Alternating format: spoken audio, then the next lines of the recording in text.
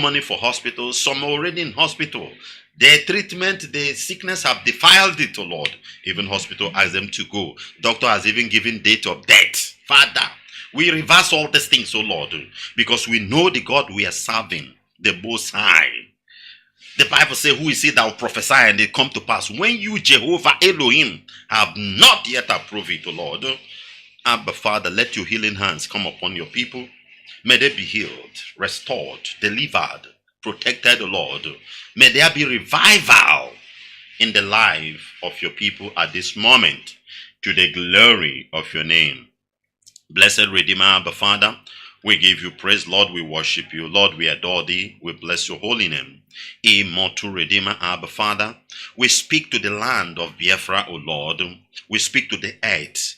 Abba, Father, we speak to the four corners of the planet Earth. We speak to the forces. We speak to the angels. The angels in Psalm 35, in verse 5 and 6, O Lord. Let them fight any spirit that have been awakened in Biafra land, enticing people into problem.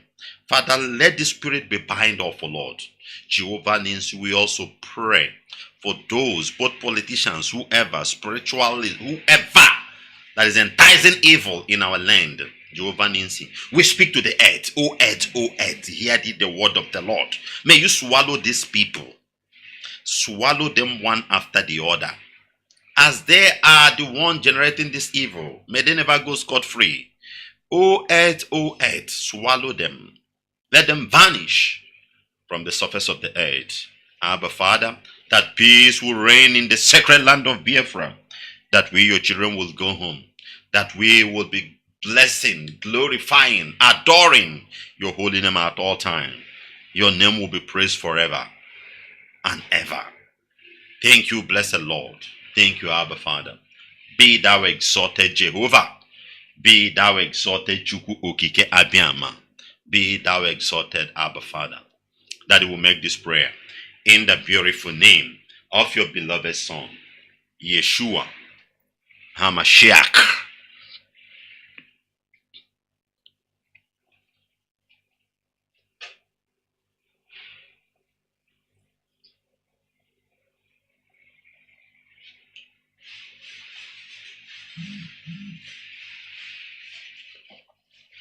Great Biafrans. Great Biafrans, today is 27th. 27th, making it 2 years, if you remember, that our leader went to court, right? This is 2 years. And as at this time, 2 years ago, some certain criminal element like Kanu them knows what was going on. And as you know, as at this time, everybody was still confused. 2 years ago, nobody know where Mazi Nnamdi Kanu was abducted. Nobody knows anything. But there's some certain elements, bombastic elements, like Kanu them, are aware of everything, but they refuse to let the whole world know. And some people have been accused. Some people were making all sorts of statements. YouTubers were making money with it. Everybody will come and say this, that. Immediately you write some headlines. People will just click to gather, to hear information. All these things were caused by Kanu. Because had it been he gave the truth, people wouldn't have been confused. 2 years ago, by this time, everybody was confused. Only Kanu knows the truth. He refused to let the world know, because you want to use it against innocent people. And that is why I continue to warn. Be careful of innocent people. You can't go scot-free of it.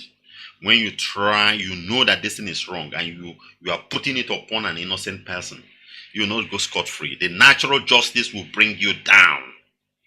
The natural justice will bring you down. Okay, for men, I'm telling you the gospel truth. So today is 27th, and we are still reminding you, just as I always said, I always still on Genesis, until the criminal come and tell us the reason why he was silent over all the things. Until the criminal will come and tell us, before I move to Exodus. But for me, I'm still in Genesis. You may rush to Revelation. That is up to you.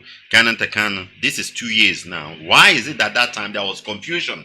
I remember it vividly. It's still evergreen in my memory. This time 2 years, everywhere was confused. People around, what is happening, this, that. People, even as at this, some people have died.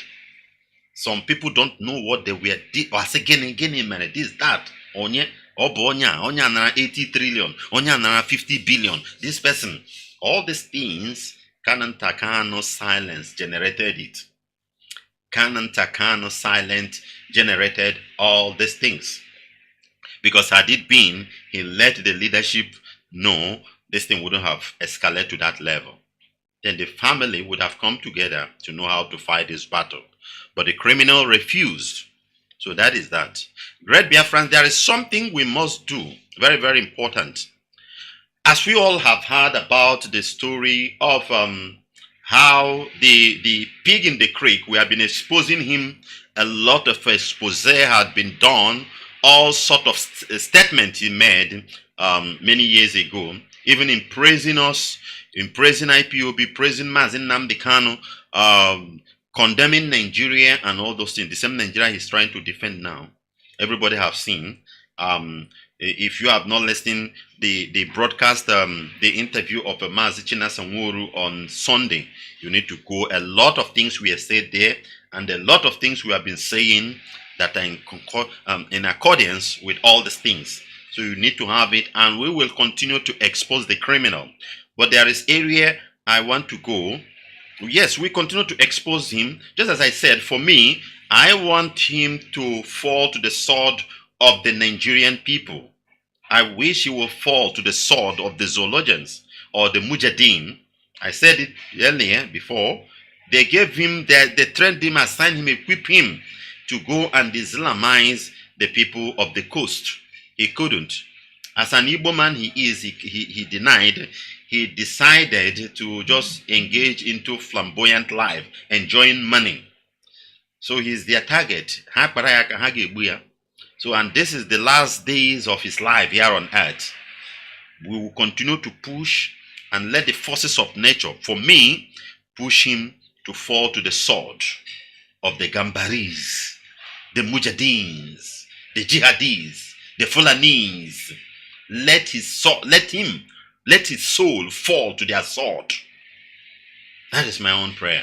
So that nobody will wake up tomorrow and starting using it. You know, there are a lot of natural resources, natural blessings within the southeastern region of the Zoological Republic. That is our territory. Enemy's eyes is still there. They can use what happened before, and there are a lot of gullibles, so they can use it against all those kind of things.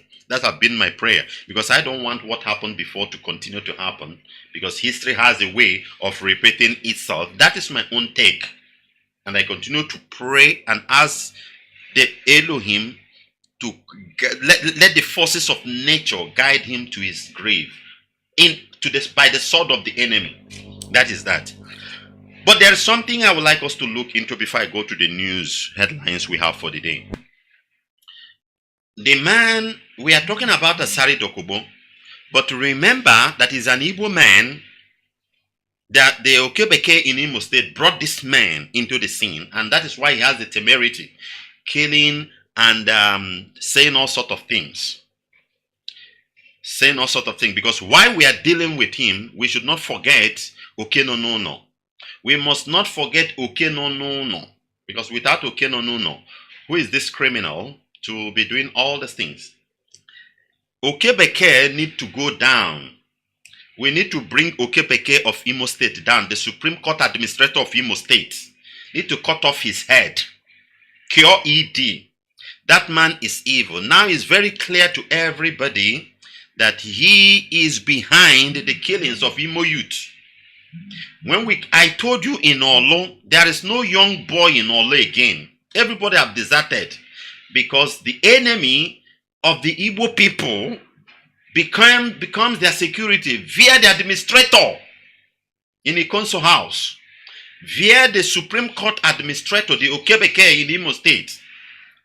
So what do you expect? What do you expect? It's just like cobras surrounding you, and you say, oh, as cobras surround my house, I have security. Thief will not come. Nobody will come. If anybody comes, cobra is not your friend. Cobra is not human. Cobra can move and climb your building and whatever, and come into your house where you are sleeping and bite you, and that is the end. This man brought the enemies of Igbo people in our land, and they really prove, yes, that they are enemies of the Igbos. And some analysts have been saying, and as we have saying here, how can I become a security man now in Igbo land, and they give me gun with all the things I'm seeing happening, and I just be shooting Igbo boys? For what reason? What will I gain? I will only shoot a criminal. When I see a criminal, I know that this is a criminal. I'll just shoot him. I can't just see a boy who has a tattoo, has dreadlock, and doing what's up, you man. This is life, and I just gun him down. No, these are the things we see every day happening, mostly in Olo, and it was done by Okebeke.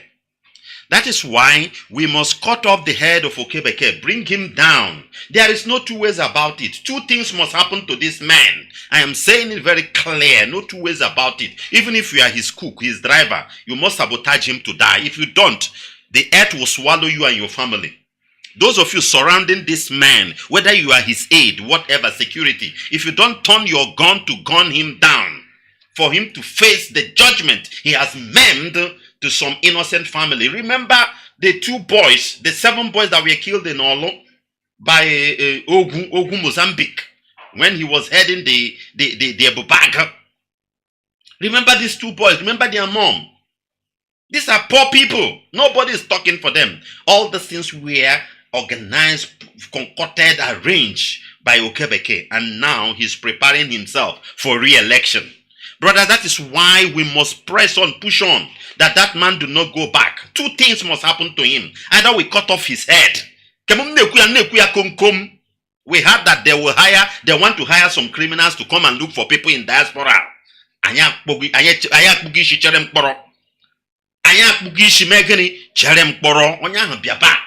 We die there. There is no 2 ways about it. Moreover, as a black man, if you die in abroad,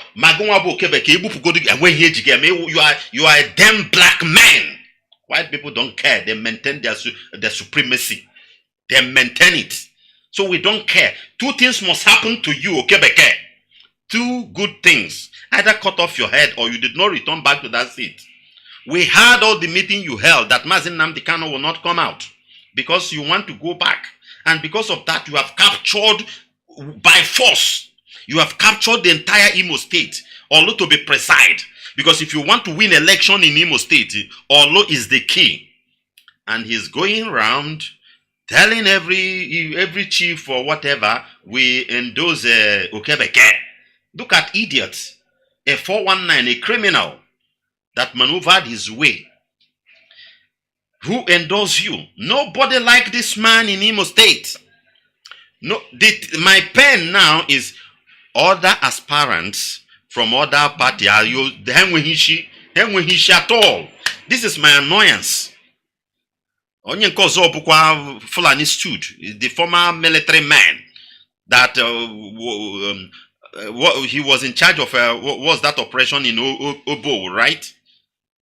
That is the man. He retired. He's a boy to Buratai. Buratai that we are waiting for ICC to pick him, if indeed those things are still working. They only work when you are against the Western interests. The man, the other one in PDP, I don't know. I don't know. We need to do what we do that Okebeke will not go back. Okebeke kwesịrị ka egbuo gị, you will not go scot-free. Nke a woge nke a wuye so mwike, nke a devil mind. These 3 governors must die. Anaghị ekwu ezono. These 3 governors must die. 2 are no more in office. The other one is a senator. But this one want to go back. And for him, his plan is to prepare himself. After preparing himself, after maybe if they will indeed shift the president to Southeast, almost that time, because he will still be, maybe, I don't know, I think he will be off if he win the 8 years. Because Jagaban administration will run out their 8 years. Something of that nature. I'm just saying, if all these things will land, we know even Jagaban, Ejira, very soon.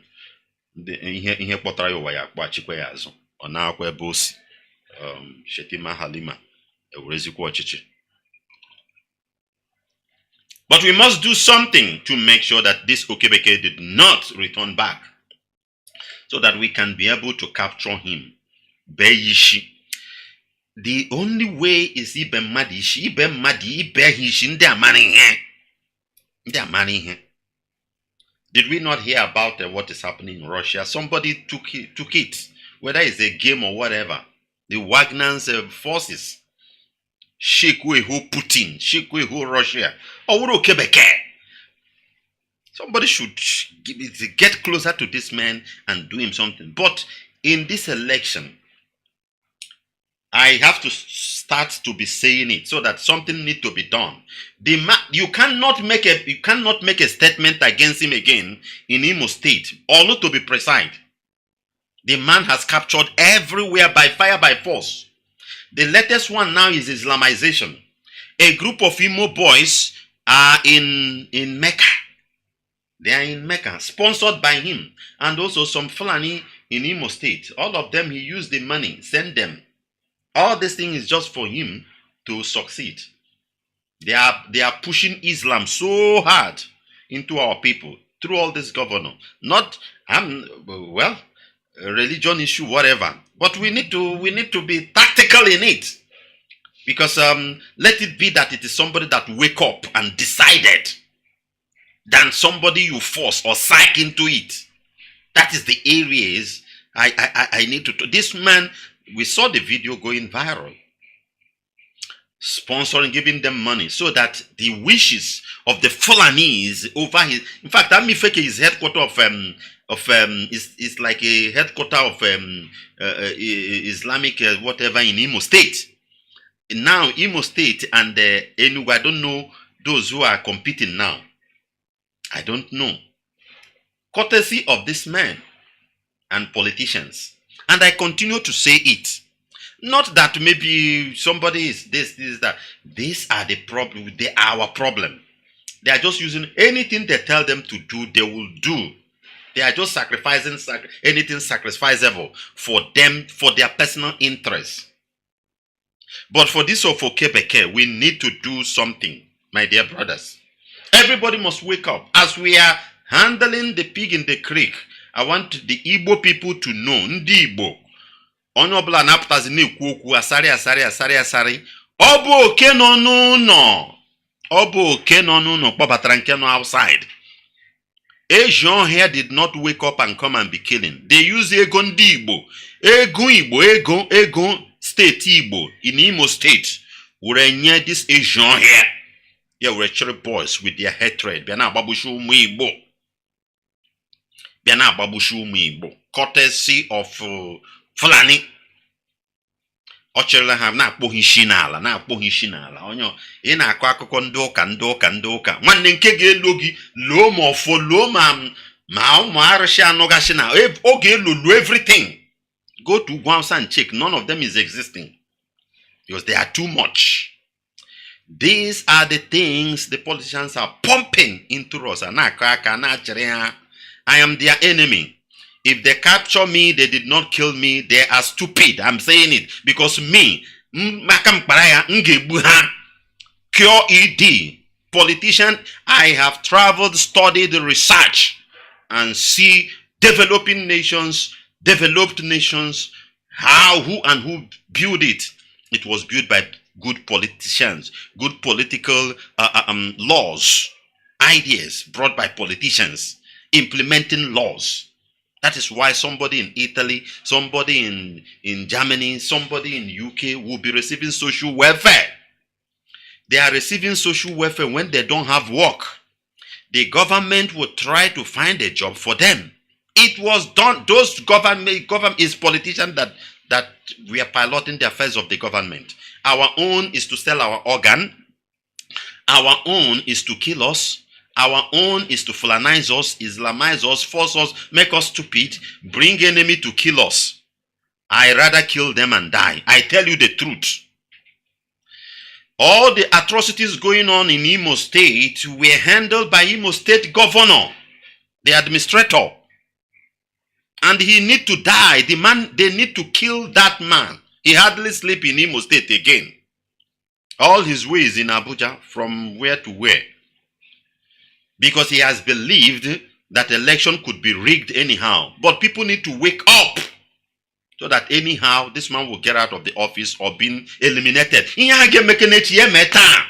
Ndị egbuwero ha awụghị mmadụ. Ndị a na-egbu on daily basis. Ọkwa nne mụrụ ha all 9 months. Nobody came more than that. Naturally, all 9 months. The same God created them. For what reason? 2 fingers need to poke into the eyes of the politicians in Igbo land so that this evil will reduce. This evil will reduce. I'm still hammering on Imo State issue. Imo State issue need to be looked into, and anything anyone will do at his capacity to make sure that the administrator, the Okebeke in Imo State, goes down before November 11, or he is not returned back to a consul's house. Cure ED, just do it. You are giving justice to the dead. Their soul is not resting in peace because the justice have not been given to them. What a dead man needed, what his spirit needed in the other world is just justice. You don't need all this burial you are doing, killing 200 cows, 1 million. If there is any allegation upon that person and it have not been cleared here on earth, his soul is not resting in peace. I'm telling you, if you like, kill 1 million cows. You take all chickens and the blood and the numerokoko right everywhere. When the man is demanding justice so that his soul can rest in peace. So if you're eliminating these people that cause the cause of the killings of these innocent people in Olo, a lot of things happen. We don't gather the information. I'm telling you, the one you see we publish, we broadcast in everybody deserted. If we don't do something, it is nothing. I tell you the gospel truth. Very, very important. Very, very important, my dear brother. Okebeke is still standing, and we need to pull him down by all means. Okebeke in Imo State, the Supreme Court administrator, the Fulani stood, the idiot. He don't want to use what happens to others to learn a lesson. He will continue, although he knows that he did not win election, so he need to support the Fulani more and more for him to have the taproot. Killing people, causing problem, receiving security votes every month, causing problem. They are paying him, collecting security votes. Because it's a 419, he will just do whatever he will do for money to come. He's just applying that. Tell me one infrastructure that is going on in Imo State, constructed by this man. Just tell me something that is standing in Imo State. Tell me in Olo one good road that we are well constructed. You call me on radio and say you are a liar, this man. That called me on radio and say that I am an enemy of progress, that this man is doing. Mention the name where he built something very good. No, now half and half. Now mene gompete. Now mama mene cha cha cha cha. Ashina mobrande Hausa. Nothing. It's just an ekpote Al-Shabaab in Imo State and Asari Dokubo boys and killing people at will. We will not close mouth. If you like, you talk, react, you will die. Something must kill a man. Let us die in fighting for justice than for us to die in some stupid things that are killing people. When we fight and die for justice, our death is a seed of a blessing tomorrow for those that will live. Because as the earth remaineth. Yes. So I'm encouraging everybody to wake up. Okebeke in Imo State must surely dealt with. Very, very important.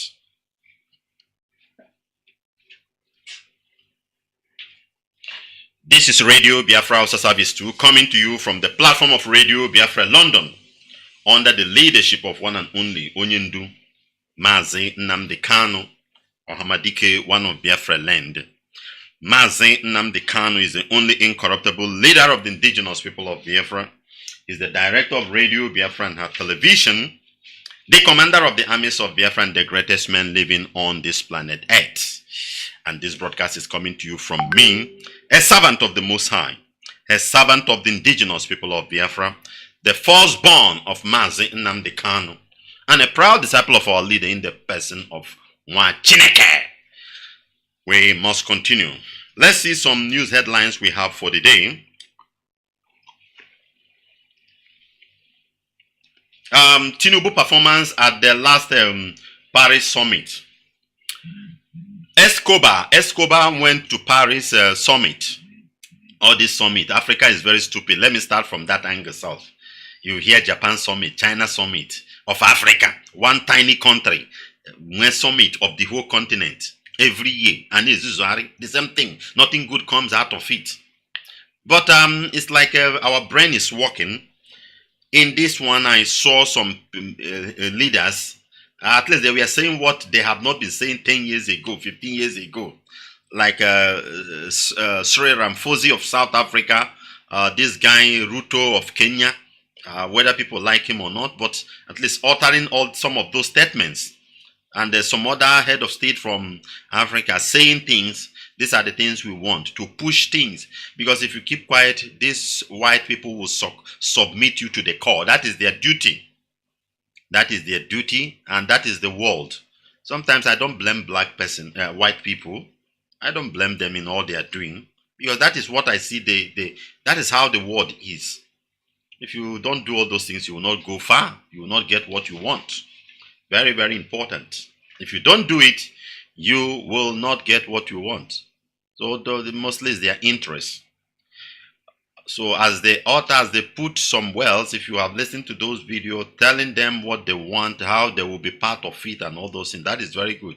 And as time goes on, if white people are not responding, my advice to them is not to attend all these useless summits. Pull away, form a very strong union as a black people in Africa and tell them what you want. If they don't want, let them go. Africa don't need this world. The world needs Africa. We have everything. We can enjoy this world from now till thy kingdom come without anything from white people. I tell you, but they need us. But come to Escobar of Nigeria. The man did not say anything. We didn't hear anything by the man. What am I making out from this news? The thing is that most of a whole giant of Africa, zoo, when you hear countries like Kenya saying, South Africa, what's the name of the other man, about two of them there, how much more zoo? You're supposed to expect such hard words from the president of the Zoological Republic in such a summit to strengthen the voice of other people, because all of them are looking onto zoo. But Escobar, Jagaban could not be found. Mostly, they didn't say anything. The area we found him was the area when he organized a program with the zoologians in France, some zoologian community in France, and telling them unity, unity, unity. I don't know how this unity will come. I don't know.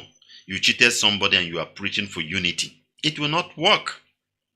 Somebody cannot come and sleep with your wife. Let me use the example that is so painful. Brothers, you are there now, your beautiful wife. I Nwachineke come and take advantage of her. And they come out here now and ready and say, brother, let's unite. After mpatuga na trigger, it shouldn't be.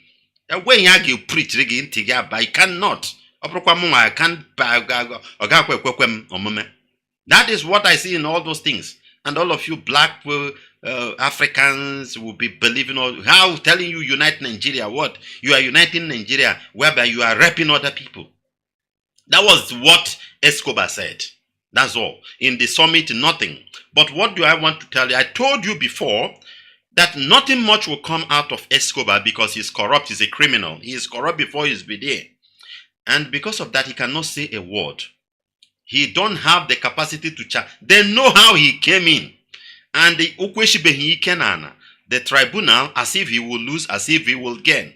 So you don't expect any challenge from the office of the President of the Zoological Republic of Nigeria when it comes to international engagement. What he will only be bribing them. Organ, Bill Gates came. Bill Gates coming to Nigeria did not come to help your economy. Forget about all those bullshit. He is coming there to make sure that your organ, that one is mostly focused on human life. Is to make sure is that an one exhibit in the body, or they are harvesting. It must be in that way. Or as he's moving towards agriculture or something, the natural seed we are planting, they will give you the genetic modified seeds of crop. You plant it, and it gives you whatever it gives you that will destroy your own DNA. These are the things Bill Gates will bring to you. Nothing good, nothing. If you like, you believe. If you don't like, you leave it. Connect it to religion is up to you. But I'm telling you the gospel truth. We have studied these people, studied their life. They give you $100 million today. Go behind. Don't follow the mainstream news. Go through behind. There are eyes that follows them and see what will come out of it. So nothing good will come out. No challenge, no hard word will come out of the president of Nigeria. Now, he will only be a kind of mesmerizing, condoling, submitting to any foreign power, because he knows that he's corrupt already. Don't think that they don't know he's a drug dealer in his Escobar in America many years ago. They have the record there. Forget about they keep quiet. As long as it's not disturbing their interests, they will not talk. They know all these things. The tribunal is going on. They don't want to say anything. They want him to become as loose as elastic so that they will suck Nigeria dry, destroy Nigeria. They can come and buy the share of Dangote fuel and all these things. They will do whatever they will do to make sure that hardship continue and have access to your hospital, that of Bill Gates and other things, to put their new water to reduce your population. I'm telling you, this one must. So other presidents of other countries in that Paris summit were saying things that at least somebody like me can pay attention. Because all this diplomatic statement, and I'm going to waste 2 minutes on it. That thing, or when I don't waste my time in it. But when I was listening to Ruto, listening to Cyril Ramaphosa, and the other man, what's the name of this country, I was somehow pleased. I spent my time to go through those whatever, even though I know it's just like a scratch of a baby on the mother's breast. Nothing, it won't do anything much. But it's something. It's a step, it's a beginning. But nothing come from Escobar. Nothing come from Escobar. Didn't even say anything. Nothing. Moreover, his health is eating him off. Escobar, his health, most of the chemicals they are pumping into his body is draining most the remaining cells, energy in him. And the Northern Islamic group are praying that he will die, just like Yaradua. Munasu Murama, that is what they are praying. They are praying for him to die so that their own will take over. As it happened to Yaradua case. I'm telling you what they are planning. Because if it happened now, nothing will stop Shetima Boko Haram not to take over the office of the president. So that is the performance. That is that on performance of Escobar Jagaban in Paris. I heard that he went to London. I don't know whether he's back in the zoo or they are still recharging his battery over there. In case you are joining us, this is radio. This is 1 minute after 8 a.m. in sacred land of Biafra. You are joining us. This is Radio Biafra Hausa Service 2 coming to you from the platform of Radio Biafra London under the leadership of one and only Onyendu Mazi Nnamdi Kanu Ohamadike, one of Biafra land. In case you are not aware, Mazi Nnamdi Kanu is the only incorruptible leader of the indigenous people of Biafra. He's the director of Radio Biafra and her television, the commander of the armies of Biafra and the greatest man living on this planet Earth. And this broadcast is coming to you from me, a servant of the Most High, a servant of the indigenous people of Biafra, the firstborn of Mazi Nnamdi Kanu, and a proud disciple of our leader in the person of Nwachineke. Let's see one or two news headlines we have to look into before we will be bringing this broadcast to an end. Let's see this. We all know what happened in Russia. Say the Wagner machinery leader, Prigozhin. Where is this static coming from? Enemies. I don't like static on my broadcast. I can see it, but I don't know where it's coming from. Please pardon me. Let me mute it off.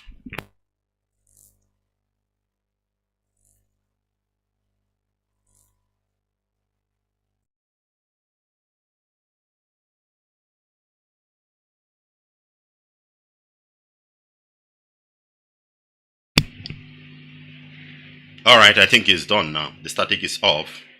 Wagner machinery leader Prigozhin says no plan to overthrow Russian President Vladimir Putin. We all see what happened a few days ago regarding this group of people. Most of us may know or may not know much about this group called the Wagner mercenaries. They are not the real Russian soldiers. These are not the real Russian soldiers. This is just like militia set up. The Western world knows how they do their things, because you need to understand this thing so that you know the game they can play. Sometimes America have it also. America have this kind of people, but America don't use their own people internally. America can kind of maybe in those days in Nigeria, in Africa, they'll say alliance forces, something of that. In alliance forces or in ECOMOG, they will pay the military of another country to do the work of America in a particular country. America does this thing very well, but they are very tactical. But that of Russia we are using their own. It's just like a courtism or court, whatever. I don't know how to put it. You understand it. The Wagner forces are not real Russian soldiers. This is just a group of people, and they have been using them in Syria in many places.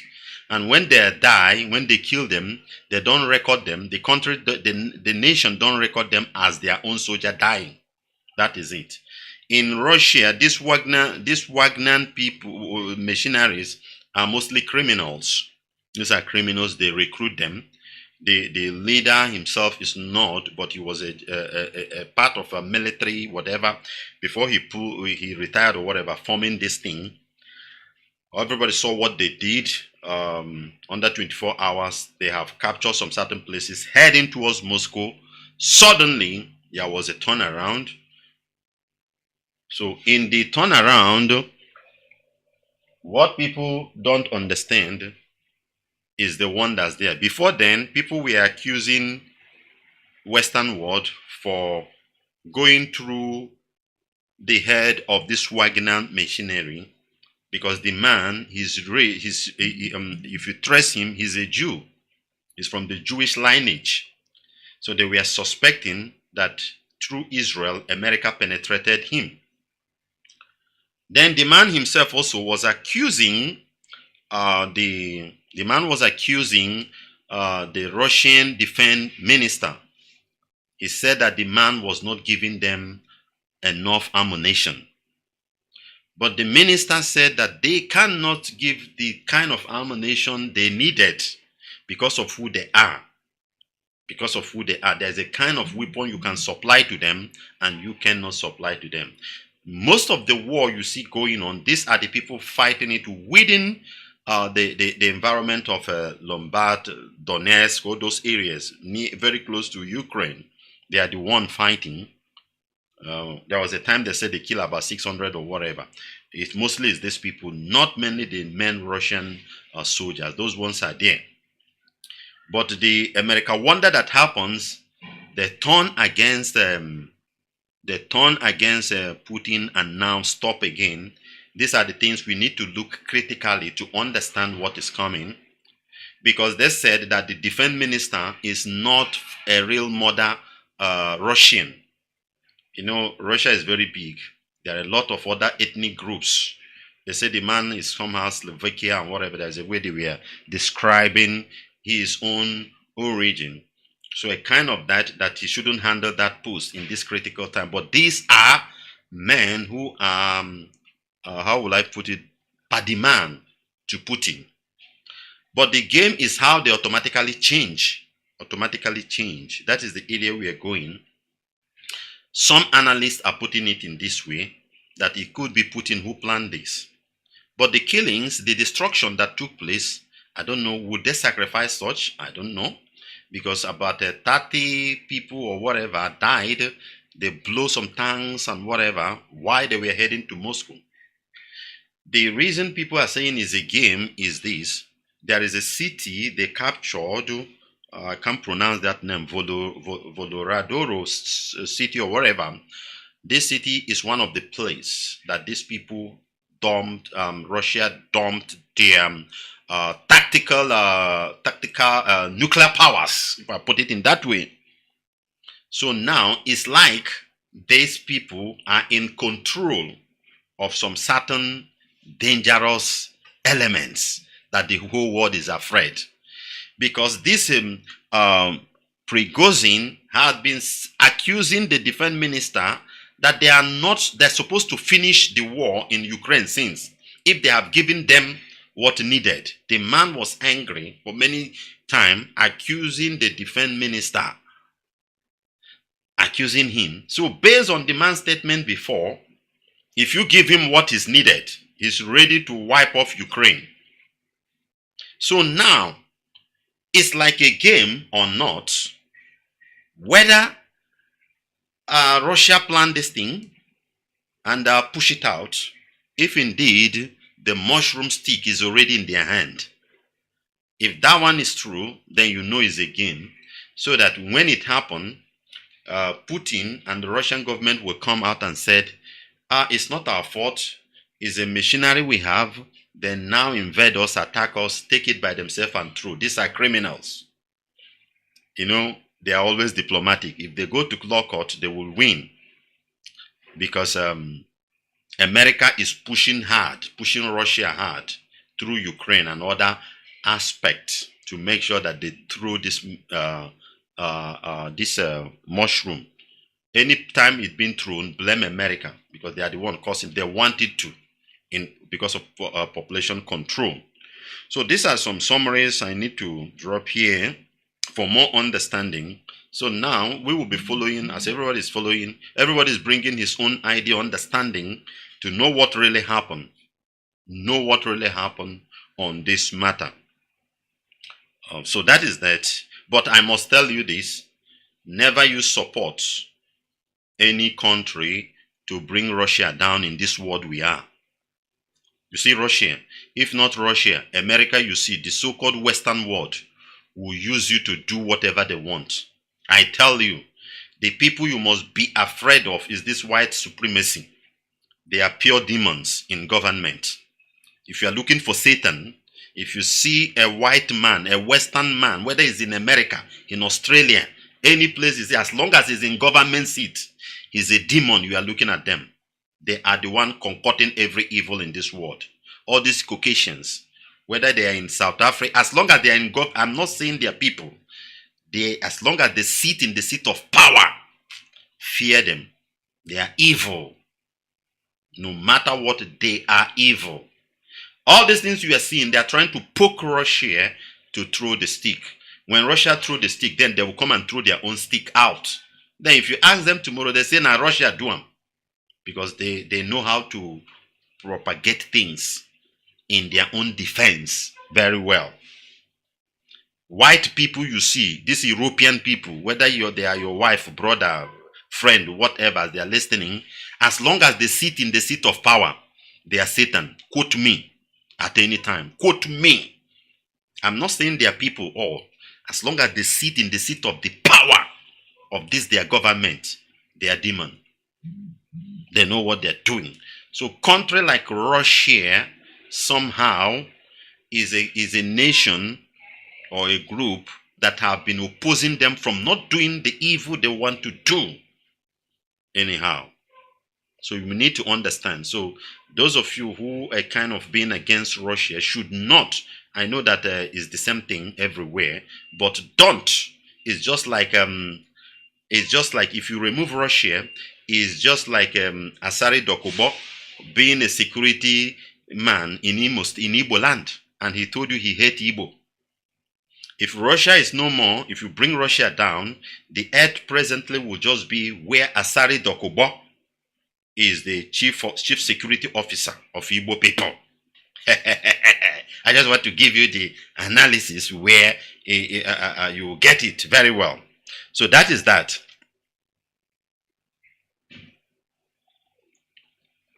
Let's take another news.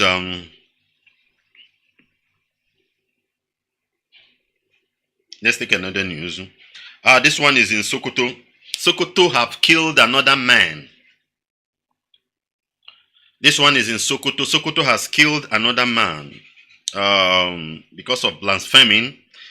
This state is useless. It's a very useless state. I don't know what you'll be doing there. You are taking risk because they don't judge. They will just kill you there. The same way they killed Deborah Samuel. That is the same way they kill their own people. How much more you Igbo man? Let's say you are there and you laugh while they are doing their own. They will come and take you, say you are part of it. So that is why you need to leave all those areas. Go back home. If you are an Igbo man living in Sokoto, pack your things and go. You are a target. You are a pure target. They will just kill you with all these religious stuffs and whatever. They will purposely organize it to affect you. To affect you. The state is as useless. Nothing much. What is coming from Sokoto? Nothing. Tell me one. Nothing. Nothing. It's just oil from Biafra land they are giving them as allocation every month, if not. Sokoto state government closed abattoir over killing of trader for alleged blasphemy. A visit to Sokoto modern abattoir in Mahuta Market, Sokoto State on Monday morning showed that the slaughterhouse has been closed by the authority following the murder of a butcher, Osman Buddha, who was killed on Sunday by the extremist Muslim over an alleged blaspheming comment. When reporters visited the abattoir, its gate was locked, but the area was buzzing. Market is buzzing, making it difficult for strangers to believe a soul was lost due to a mob attack over alleged blasphemy at the market in the previous 24 hours, as at the time they wrote this. A shop owner who simply identified himself as a Haruna, very close to abattoir's gate, told reporters that the reason for the closure of the butchery was due to the grievous killing of Usman Buddha by the resident of the state, who felt aggrieved due to Buddha's abusive remarks against. The Haruna mentioned that he had the abattoir was closed on the order of the government. There is no market in abattoir because nobody is allowed to enter the gate. The gate is closed. This is because of the man that was killed yesterday, the day before yesterday. He added that he could not say for how long the abattoir will be closed. A close look at the market on Monday morning, that's yesterday, revealed that most of the traders has already relocated, as one of them had been killed without a proper trial and prosecution by the government. They just eliminate people. That is why you, an Igbo man, is very risky living there. They stone a middle belt man. Deborah Samuel is from Niger State, Nupe. They are from Nupe, Niger State. You hear? They stoned the young lady. Now they have stoned or killed Usman Buddha. All this in blasphemy. They don't go to their Sharia court for their judges to judge it, because that is how it should be. They will just conduct a jungle justice there and bring the person down. Normally, they're supposed to. I'm not against I'm against abusing of anybody's belief system, because it shouldn't be. You must respect people's belief system. If you are going to people's house or land or place, and this is what they are believing and worshiping, you must respect it. If you can't, you leave the land for them. That is it. That is it. So, but the problem there is the masses will not allow this thing to take to that court that will pronounce the judgment upon the person. They will just conduct the judgment on the person, jungle justice. That is where my concern is. So you, an Igbo man, that they always kill, whether anything happen or not, is very risk living in all the states. Mostly Sokoto, very far and very hot. Another word, I don't know, just return back home. Your father's compound is more better than you staying in Sokoto. Your father's compound, no matter how bad it is better because everything has left and right. You could say if you come back at Koginsi, Kogyukwabashu, all those rubbish our people are doing. The same thing it is in Sokoto. In Sokoto, you will be growing and grow fat. Just like the dream God gave to Nebuchadnezzar and told him you are like a tree that have grown and this thing, and the hand came and caught it, the one that Daniel interpreted him. That is how the things in North always been. You will make money, grow fat, but one day you die, those things will perish. I escape it. I escape it. They succeeded in my shop. They will give you business, bring in any kind of, as long as you have cash. One day I'll basso ya tush yadeka balloon. I just made a tush, and that is the end of you. So it doesn't make sense. You could make that money, everything, but one day they will come and destroy you. That is why you must not live in the Northern Zoological Republic. All this far north, Sokoto, Meduguri, is too far. Come back home and stay in your father's land and fight what is fighting you. Very, very important. The problem here is this: if anybody says anything or does something against their wishes, against their belief system, they don't take it to the Sharia court. They have it there. There are Malamis who will go through it and say, yes, what you did is wrong or right. They don't. Some people, some of them could be your enemy. Yes. Like that case of Deborah Samuel. Some of the students that were stoning him could be people who had been now by a TT. Maybe the small girl has said no. But you know that kind of thing. Then it would ballet. So that is how it will happen to you, Igbo man. Aba shop go koboge. The finish le sokota potara kebi apotala eba block chuzo. Ure bandit nagini kita bubu. Leave those areas. Hapro Sultan of Sokoto, his state. When he about desert, return back home. We must go home and build our land. If not, these are the things they will be using to kill you. These are the things. Except for the abattoir, which was closed, the death of Buddha did not halt business entirely. It was learned that the butcher Buddha was killed for allegedly making a blasphemous comment during an argument with another trader at the abattoir around 8 a.m. on Sunday. This man could even be in support of killing Deborah Samuel about, is it 2 years ago or a year and now? That was Deborah Samuel. Maybe the day they stoned Deborah Samuel, this Usman Buba could be where he is.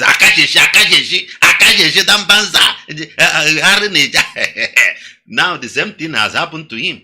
You don't know what, because that is how they do. Immediately, in their midst, nobody will say, you don't oppose what they are saying. Just like our own, we could be discussing something and you just pop out and you say you disagree. In their own, no. If you disagree, that is all these things they will tag blasphemous and whatever, and your own is finished. Maybe this man now, the day they killed Deborah Samuel, he could be one somewhere in the market, had it and support it. Now it has happened to him. I don't think that this man could, maybe, I don't know, because they said he's a member of, I will read there, he's a member of a particular group. I believe he's supposed to be learned. But maybe there is something he's trying to say or whatever. I don't know. I'm not defending. I don't say what I don't know what I don't say what. But nemesis could come or whatever and it descend upon you. That is what, because had it been they took this matter to their Sharia judges, maybe they will find justice or whatever. That is it.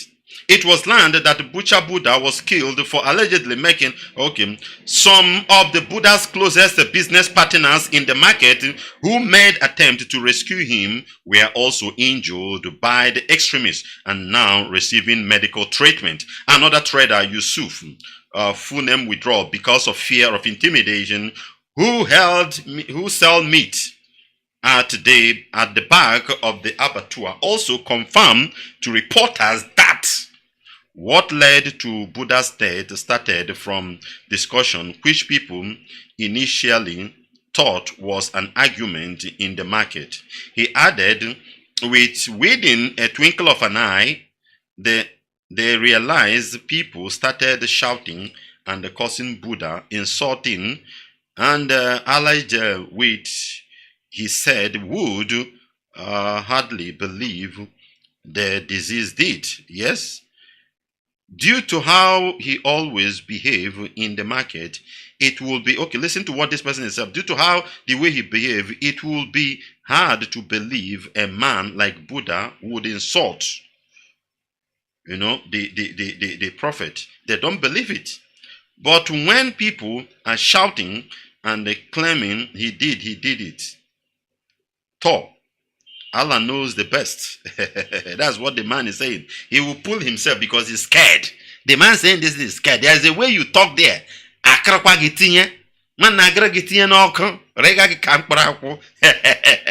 is one thing with it. That is why our people don't need to live there.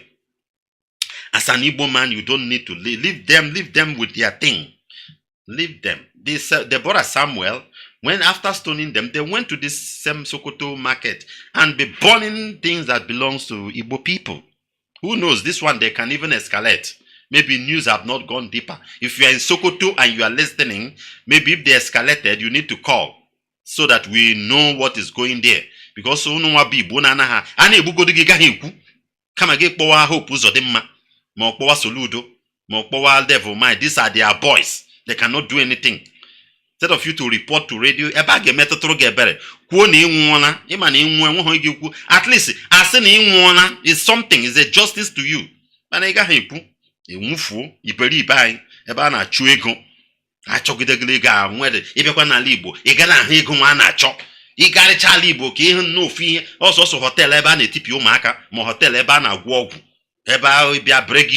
These are the things you see in our land. When is here?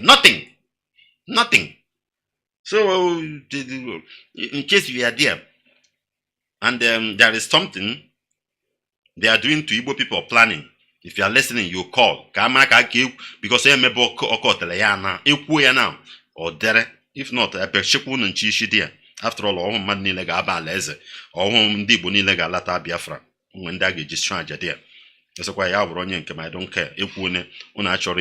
Meanwhile, reacting to the incident that led to Buddha's death, the Sokoto state government. Look at what the Sokoto state government said. Listen to what the new elected Sokoto government said. For you to know that staying there, you are at risk.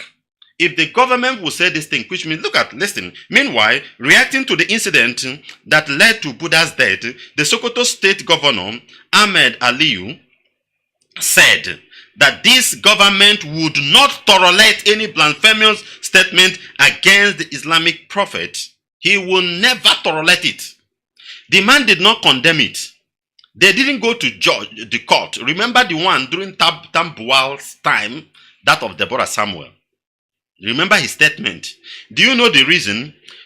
All the politicians are corrupt. They use religion as an opium to hold the mind. Everybody loves his God, his religion, his worshipping. Everybody. That is why I say you must respect people's belief to the core. Love what he believed on. Everybody love what he believed on. That one is certain. Then politicians being very crooked, they will come through that angle. They know that is like is one of the homogeneous zones. You know, in Romans, there are areas of the body that are homogeneous. If you touch it, the body will trigger. It will respond to stimulus. That is what they use religion as Macals said, is an opium. Look at what the state governor said, that they will not tolerate it. In other words, they approve it. Even though the court, The Sharia court did not rule over this. You understand? So I'm telling you, the politicians are corrupt, and all they do is to use anything people like, the masses like, to cover up their corruption, to cover up their sins. Fear Nigerian politicians. Fear them. They are very dangerous. So look at his statement that his government will not tolerate it. Now he has given more strength to the people. If he's stealing money in Sokoto's government, nobody will talk. I'm telling you the gospel truth. If this already is a corrupt man, is a corrupt man. So he will steal and steal and steal. And he will tell them Ganyamri, Banza, Kaza, Kaza, and the people will just move. Nobody will look into what he's doing. That is the game of politicians. So you staying in Sokoto, hearing the statement of the governor, you are at your own. The governor mentioned this in a statement signed by his spokesperson, Abubakar Bawa, claiming that the present administration would deal with anybody who was found guilty of insulting. You hear it? The man will not tolerate. There are no mercy. So go abonyi Igbo, nataba, uza adrozi there. Uza adrozi there, wanne uza adro, nataba, loweno. Nataba, atama.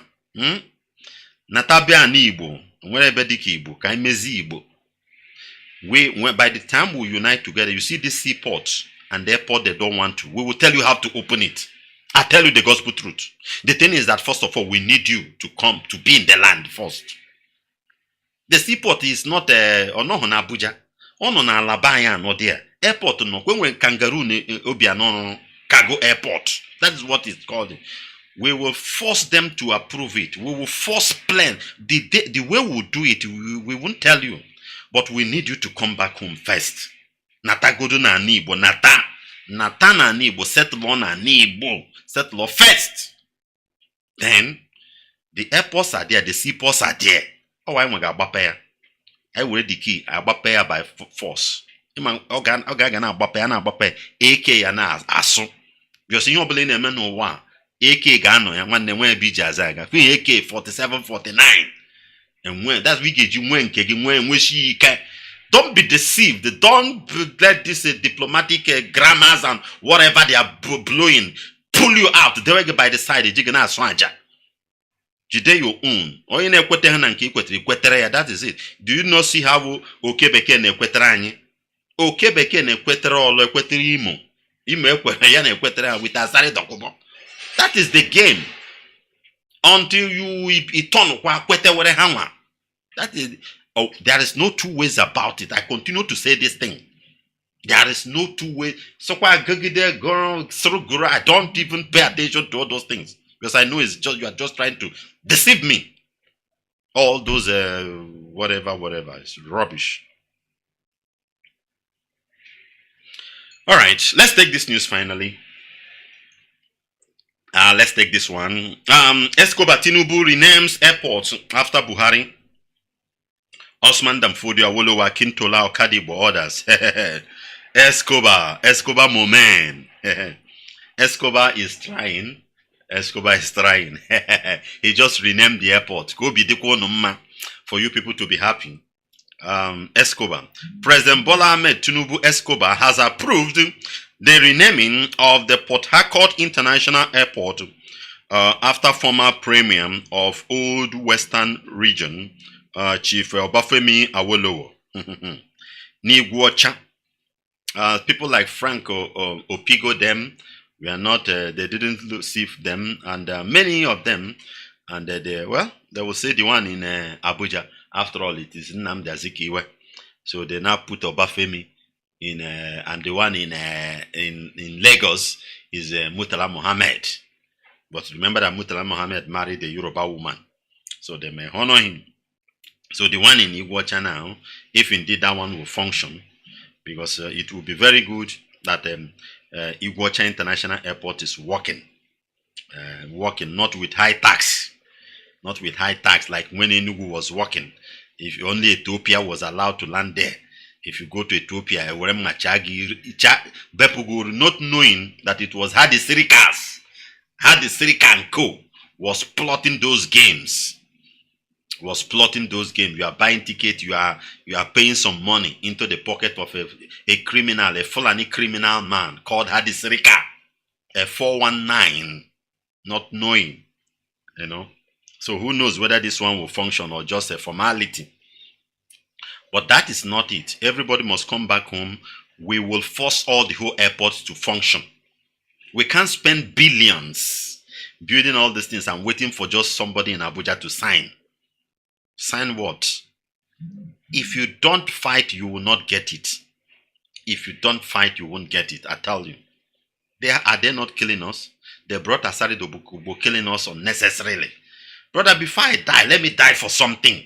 Not that I'm walking with tattoo in my body, dreadlock, with Igbo, and one stupid Asanawa. What's those things? Asanawa, Awan Asan, whatever. Those slogans. And you just come out from the can and gun you down. No. Let it be that there was a gun duel. Then on the process, we can open the seaport, open the airport, and Sonyu Tisheba buyer. Yes. So Escobar is renaming it to Obafemi Awolowo. The president also renamed the newly constructed Ebonyi State Airport after the former president of the 8th Nigerian Senate, the late Dr. Chuba Wilberforce Okadibo. Okadibo. They have made it. But this airport, is it international? Ebonyi State, is it international? What is the power of the president to come and give the name? I don't know. Is it constitutional in the zoo? Is it constitutional in the zoo? Because if it is a state airport, for me, I will advise that forget about what the idiot did, Devil Mine, by saying it's a Buhari name. I would advise there are indigenous people of Ebonyi State. There is indigenous people. Chubokadibo is from Anambra State. They can use his name if they can use his name in Anambra Airport if that one is international, or they can use his name in any of the international. I'm talking if Ebonyi State is international, is good. But if it is not international, for me, I don't know if there is any constitution, their usual constitution that cover this thing. But for me, there are great men from Ebonyi State. There are great men from Ebonyi State. You know, Ebonyi State now is together with Afikpo. I think this man, what's his name? National Ambulance. What's his name? They taught us this man. Is it not Avani? Is it Avaniku or what? There's this man from Afikpo, a great man that died. Those kind of people could use the name. That is my own take. That's my own take. What's his name? Escobar. If what I'm saying, if Ebonyi State Airport is not international airport, they should look for the name of Ebonyi State indigene to name it.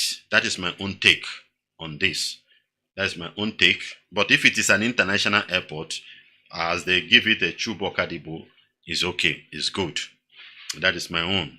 13 of other airports were renamed after several Nigerians, according to a memo by the Federal Ministry of Aviation dated June 1, 2023, and signed by Mrs. Joke Olatunji for the Director of Airport Operation. The renaming of airports, according to the memo, was part of President Tinubu's reform of aviation sector. Oh boy, let me read this thing again. He said the renaming of airports, according to the memo, was part of Escobar's reforms of the airport of the aviation. So changing the name is the reform. Maybe Escobar has finished what he will do in the aviation sector. That everybody have been hearing what Allen Onyem and Obioro Konkwo, them, those who came out, at least they have the ball to come to television and tell some certain things how the Sirika had been doing. Is that all Escobar could do? Nigerian airline is going down with the 419 they played with it up till now. Had the Sirika have not been arrested to come and tell Nigeria, the EFCC cannot try him to tell us the truth. What happened? Why will he prefer foreign airline more than indigenous airline and all those things? Why? We have not had anything from Hadi Sirika. So all those things he did, both the aviation fuel that Allen Onyema had been crying, the spare parts, importation of the spare parts and the charges. These are the things the aviation sector needed. These are their challenges. I thought that this is the area Escobar will go. But according to this report here, he said that is the reform Escobar has given so far for aviation sector. So let corruption continue. Corruption will go on and on and on in aviation. The price will go high. The price will go high. Ethiopia will be silencing other indigenous airlines. Well, Escobar, we know that it is Fulani that put you there. Nothing much. According to the memo, the Maiduguri airport was renamed after immediate past president Muhammadu Buhari, while the Nasarawa airport immortalized late founder of Sokoto Caliphate, Osman Danfodio. Why not? Well, all this, they are Sokoto, they let them do their thing. If it is not international, why would you bring the name of another person? Nigeria is more indigenous. I will not buy the idea of such big project, big thing. You bring the name of somebody from far to put it in a state, a different state, where there are indigenous people in that state that have done great job and their name is dying off. Unless if that project, that infrastructure is a kind of national something, good and fine. We know that the government contributed, then they can have upper hand. For my own take, that is me. Benin Airport was renamed after the late Oba of Benin, Oba Akenzua II. Yes, this one is okay, is from there. And the Ibadan Airport was renamed after the late premier of the old Western region, Ladoke Akintola, is na their thing. I don't know the state he comes from, and all the rest. So this is the main game here. The main point here is that changing of the name is the reform Escobar could give to aviation sector. so a round of applause to Escobar. All right. This is Radio Biafra Service 2 coming to you from the platform of Radio Biafra London under the leadership of one and only Onyendu Mazi Nnamdi Kanu, Ohamadike, one of Biafra land. Mazi Nnamdi Kanu is the only incorruptible leader of the indigenous people of Biafra. He is the director of Radio Biafra and her television, the commander of the armies of Biafra, and the greatest man living on this planet Earth.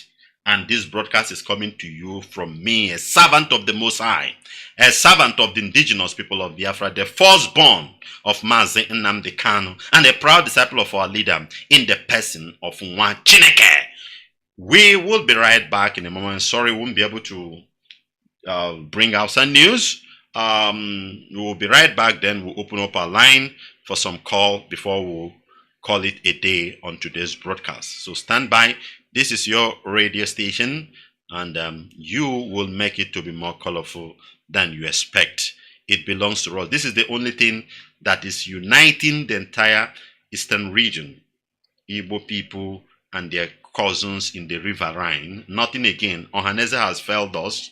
You know that. Ohaneze ndi Igbo. Igbo lead, Igbo poor the group, Igbo nka. Nothing they could put that could unite us. So that is why you must cherish this radio station with jealousy. That is why they spent $670-something million during the reign of Impostor Buhari to close Radio Biafra, but they could not. This is what is uniting us. This is the only thing we have. This is our pride. Brother, you must make it to be better than BBC and whatever. It is you that will make it, not them. Yes, Ohaneze could not do anything. Igbo political criminals could not do anything. Not even our culture. Let's say Iwaji, Igbo Yam Festival or what. Nothing. Because they have sold their souls to Sokoto Caliphate, to the fraternities of the Western world. They could not unite their own people. It is only Radio Biafra. I want you to get that. So that is why you must cherish Radio Biafra with all your heart. Guard it with jealousy. Guide Radio Biafra the way you guide your eye. You know, if anything is happening, the first thing you just do, you are covering your eyes, then your head. That is how we must guard Radio Biafra. This is the only thing we have, uniting us all over the world, telling us the gospel truth. Set up by the prophet of our time, Mazi Nnamdi Kanu. This is the only thing. Ohaneze Oshoshikahani is nothing good. Not even bus stop in Igbo land. Not even bus stop. Say Ohaneze bus stop. At least when you come down to Igbo land, you go and sit down in Ohaneze bus stop or enter. Nothing. Not even school, primary school or nursery school. Say this is what Ohaneze built to unite their people. Nothing. Not even, you see Ariwa school, Ariwa this, Afenifere this, Afenifere that. But the so-called our own could not. I want us to expand our thinking towards this area. And when you hear Jikoromana, I ain't just Igbo, nothing. They're just dividing us. Even our tradition, our culture, Iwaji, they couldn't even come as Ohaneze. Say, let's have a day, the whole Igbo will eat yam. Festival. Nothing like that. Onya na 1 August, onya na 1 July, onya na all those things. There's nothing unite us. No effort for them to bring the brothers from the coastal region together. Because it is what the people in the mainland did that the people in the coastal region, I tell you, there is a history. All this Ikwere River, all those areas, yes, them. Those people are from the mainland. It was during this slave of a thing, they took their brother to go and sell. Some of them, they were dumped there. That is the cause. We see them being angry. It's in the DNA, it's in the subconscious mind. It's like spirit. Ndị kwesịrị imezi ya bụ ndị a na-akpọ ndị Ohaneze, ndị si ha na-eme omenala ọdịnala, all those kind of thing. Ọ bụrụ ị ga-abụrụ ọkụkọ were ọgwụ gwaji everywhere. These are the things you do. Unite your people, appease the spirit, and things will work. But again, so why am I saying all this? And I'm just tipping it in. It's only Radio Biafra now that is bringing everybody together. So, brother, you must guide it with jealousy. You must guide it with jealousy. The truth. And nothing but the truth. So it is your own radio station. Continue to tune in and maintain it. I will be right back in a moment. Then I'll open up the line. You can call in as at that time. But meanwhile, stand by.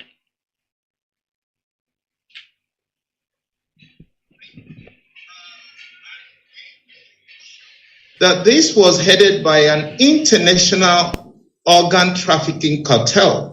They funded the National Assembly of some people estimate to the tune of $6.2 billion US dollars.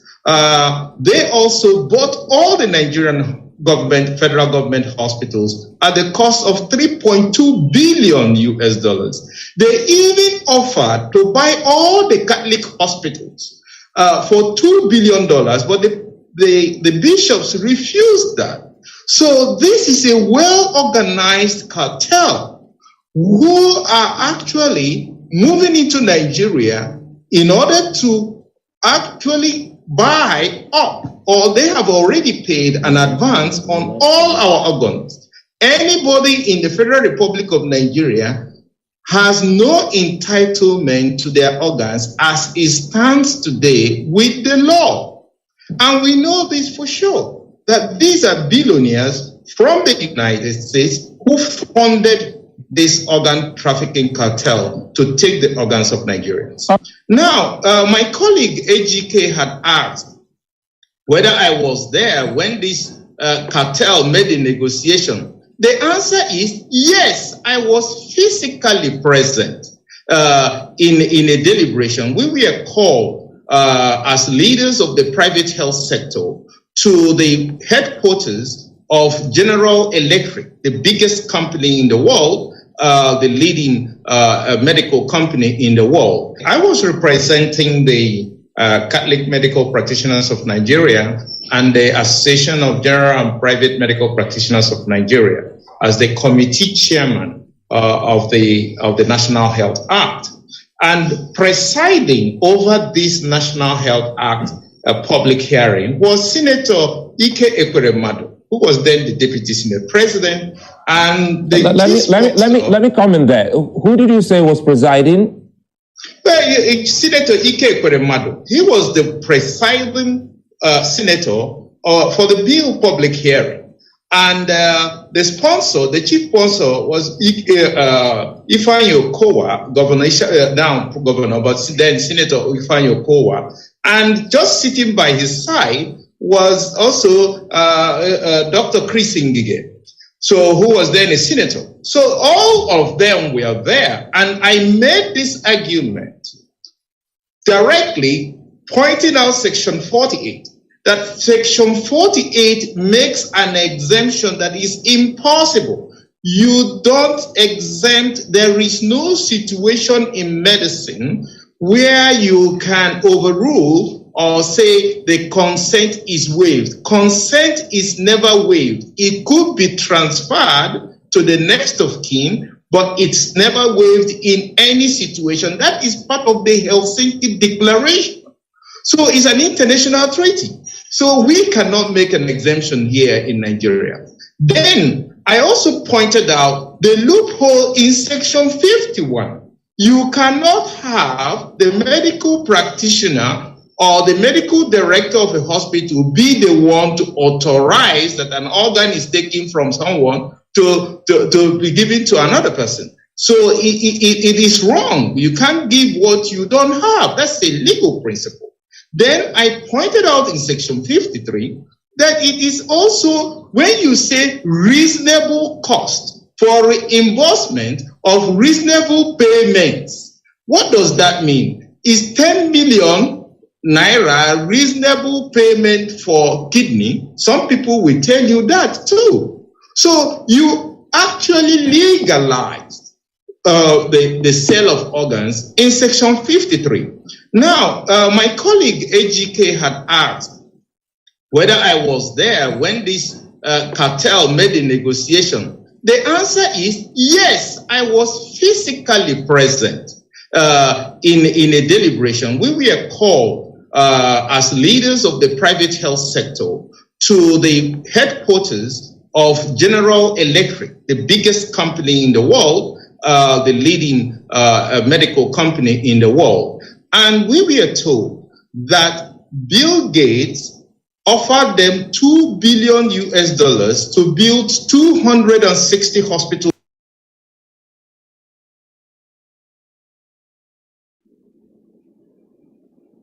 Leaders in this country must listen. This impunity cannot go on. It is not possible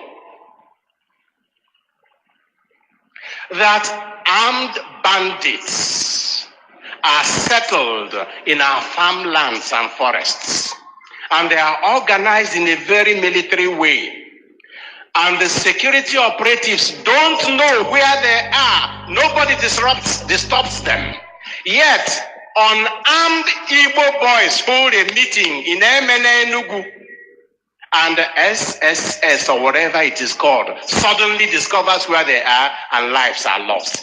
This is not acceptable. This is the type of thing that will turn a country to a land littered with just ruins. It is not possible that here in Nsukka we hear the Muslim call to prayer from our windows in our bedrooms as early as 4 a.m. And a Christian who in Abuja takes her Bible to call people to accept Jesus Christ is murdered by an Islamic fundamentalist and nothing happens. It cannot continue. And these are the things we have to say no to. It is not just about SARS. It is about injustice. It is about violence. It is not possible that Muslims in this country can acquire land and build mosques anywhere. Many mosques are rising in Nsukka now. And Christians can no longer obtain land to build churches, even in the so-called Christian-dominated states, let alone the London states. You may have heard that the governors of northern Nigeria said that they need SARS because maybe there they perform the function for which they were established. Correct. But then, what does that tell you? That this country can no longer be ruled or governed as if we were all the same in everything. There must be different levels of governance and autonomy. Because if SARS is so oppressive in the south and so helpful in the north, then there must be different standards in the north and in the south. Some call it restructure, some call it anything. I'm not interested in the name, but there must be some form of decentralization of governance in this country if we want to move forward. There is too much power and money at the center. That is why governance is no longer service. Young girl, Deborah Yakubu Samuel, 200 or 300 level, Shehu Shagari, College of Education, Sokoto, just uttered a voice note in their WhatsApp group class. They tagged it blasphemy. You said you were one Nigeria. They came to the school, brought her out from the class. Where was security? Where were the Nigeria DSS and Nigeria Army? To watch the video, the young lady was running for her dear life. She saw death, painful death. She was brutally killed. Her life was snatched from her forcefully by the Muslims. Just because she said Holy Ghost fire. Why sending religious things in our WhatsApp group? This is a class WhatsApp group made for students, made for information. They ganged up and tagged it blaspheming, and you say we are one Nigeria. Where we are the politicians, where we are men, she was running and screaming for life. People were passing cars. She was stoned to death. And the only thing Nigeria could tell us was only 2 persons arrested out of hundreds of people that stoned this young lady. Not only that 2 were arrested, 34 lawyers headed by a professor of law demanding that the killers of Deborah should be released. 34 Muslim Islam lawyers volunteered, came out to defend the murderers that killed an innocent young girl. 34 lawyers headed by a professor of the law to demand for their release. Even the chief of Imam of Sokoto, Abuja, came out publicly to say what those people did, committed murder, they are right. Until today, they are not arrested. If you are to be a pastor, they will target that the pastor is getting war. One Nigeria is a scam. We can't be one, and we don't want to be one. No justice for Deborah Samuel Yakubu. We are still crying on the death of this innocent young girl. Our Igbo men in Sokoto, their houses and shops were set ablaze. You say we are one Nigeria, you destroy our businesses, you kill us, you make life difficult for us. One Nigeria is a scam. Bishop Kuka, the bishop of the Roman Catholic Church in Sokoto, will have been killed. Cathedral ablaze. The bishop's court ablaze. You say we are one Nigeria because he spoke and said the truth. He condemned wickedness and injustice, and they sent for him to be killed. But the Imam of Abuja and Sokoto supported murder, supported evil. They are walking freely. Nobody arrested them. Nobody sent anybody to kill them. You say we're one Nigeria. You said we are one Nigeria 3 days ago at International Market Day, Abuja, where billions of naira belongs to Igbos were set ablaze. You said we are one Nigeria. The land is sick. We are still talking on what happened in Sokoto, what happened in Abuja. Another is happening in Bauchi, where they said another young lady blasphemed again, and they are looking for her to kill yesterday. She narrowly escaped, and Igbos again were the targets. Just a young man stood to defend this nation, to defend these people, and said, we are not one Nigeria. Allow us to go. You arrested the man, detained him under DSS custody, just because he said, allow us to go. And whether they like it or not, by God's intervention, we will go. It is time for Christians all over the world to wake up. We have been praying. We keep on praying. But even as we pray, it is time to fight. Inasmuch we know that war is not good, but we can't fold our hands and watch us being killed. All in the name of an umbrella, one Nigeria. Me, a priest, don't believe in one Nigeria. Bringing it down to Anambra State. The north, we are not safe. In the east, we are not safe. Oh Lord, heal our land. You are telling our brothers in Sokoto, in Bauchi, in Abuja to come back home. Come back where? Where there is kidnapping, where there are killings, yes, where there is no security. Come back where? Today we cannot walk freely in Anambra State any longer. What? This is Radio Biafra, also service 2, coming to you from the platform of Radio Biafra London, under the leadership of one and only Onyendu Mazi Nnamdi Kanu, Ohamadike, one of Biafra land.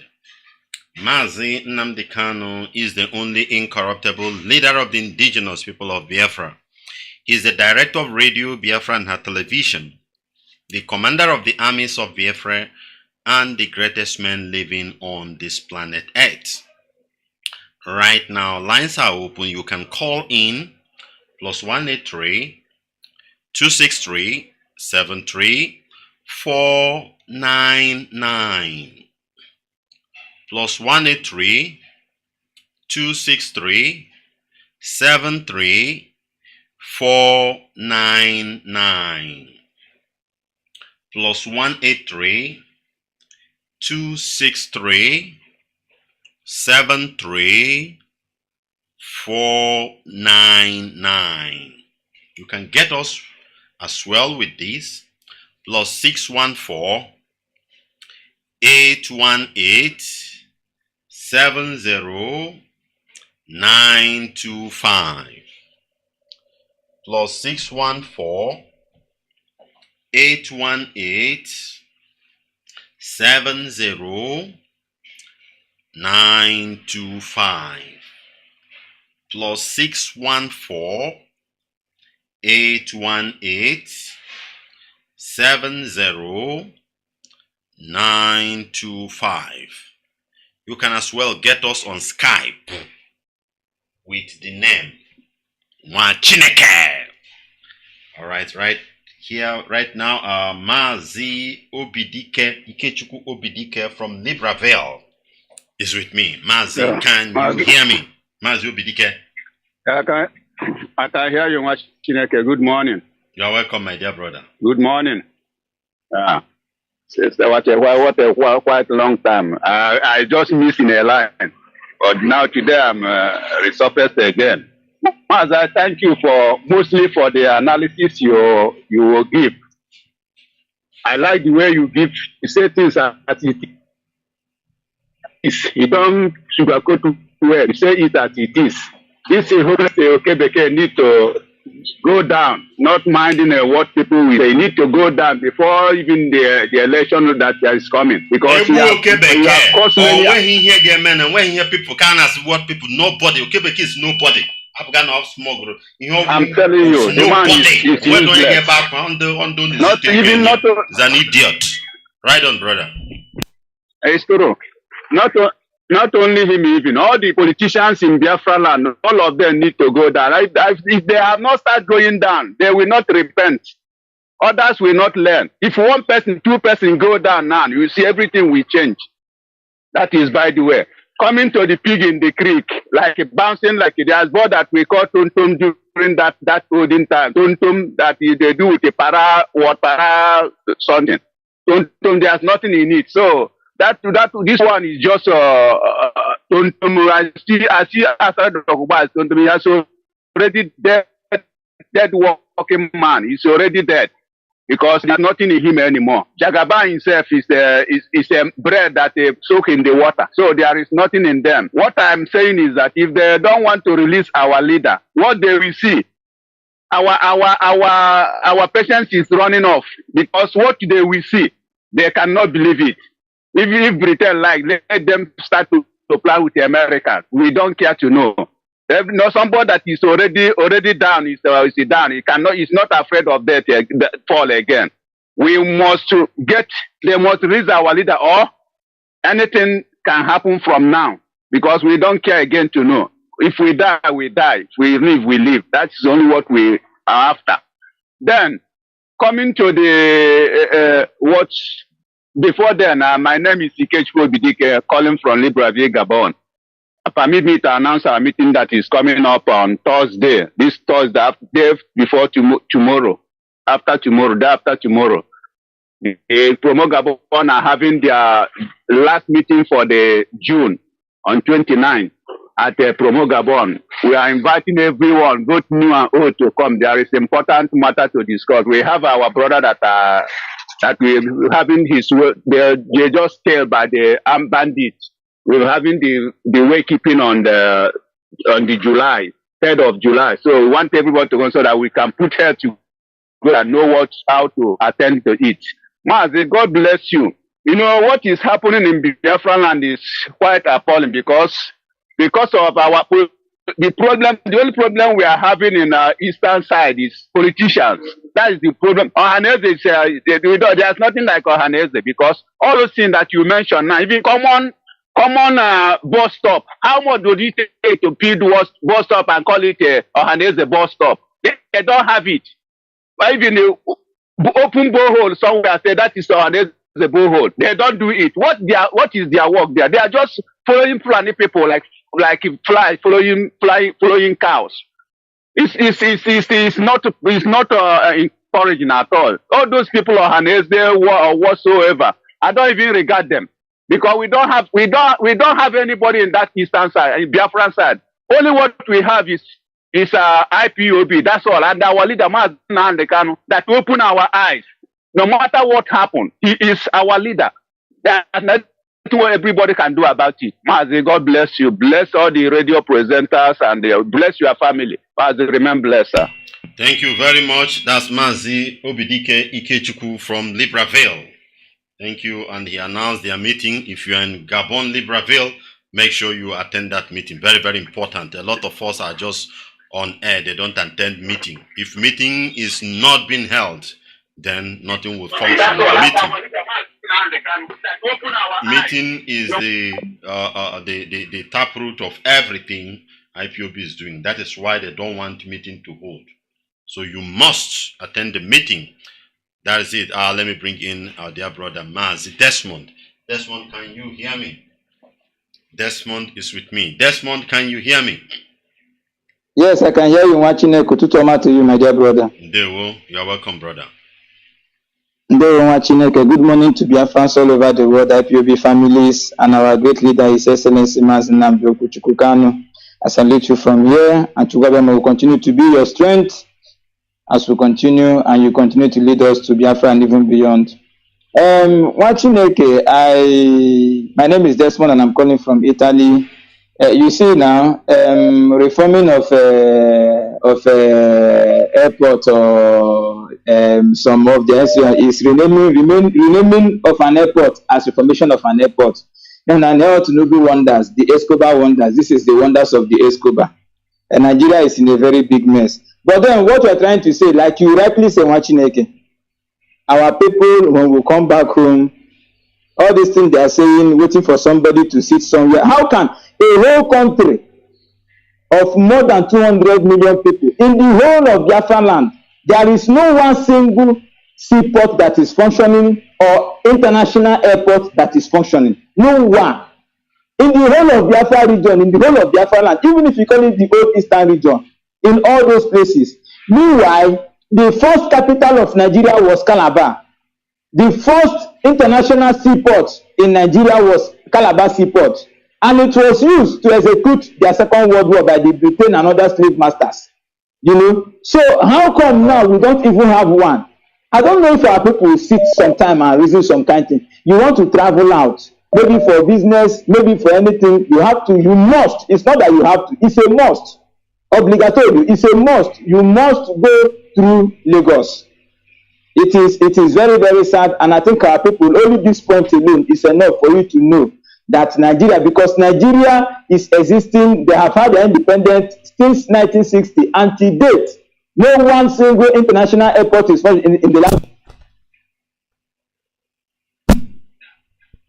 People, our land is not seen as part of Nigeria. We are seen as a conquered territory.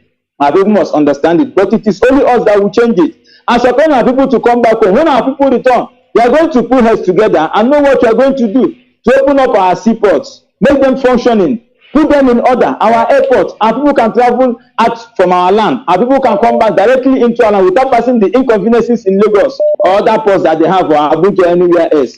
It's our responsibility, and we have to do it. But then, saying all this thing, I saw a video online that is trending. Some people were complaining about the land they bought in Imo State and how the Igbo of that community sold the land to them, and at their back went to conspire with the commissioner of lands in Imo State to take back the land. And the worst part is that some of them has put something in this land.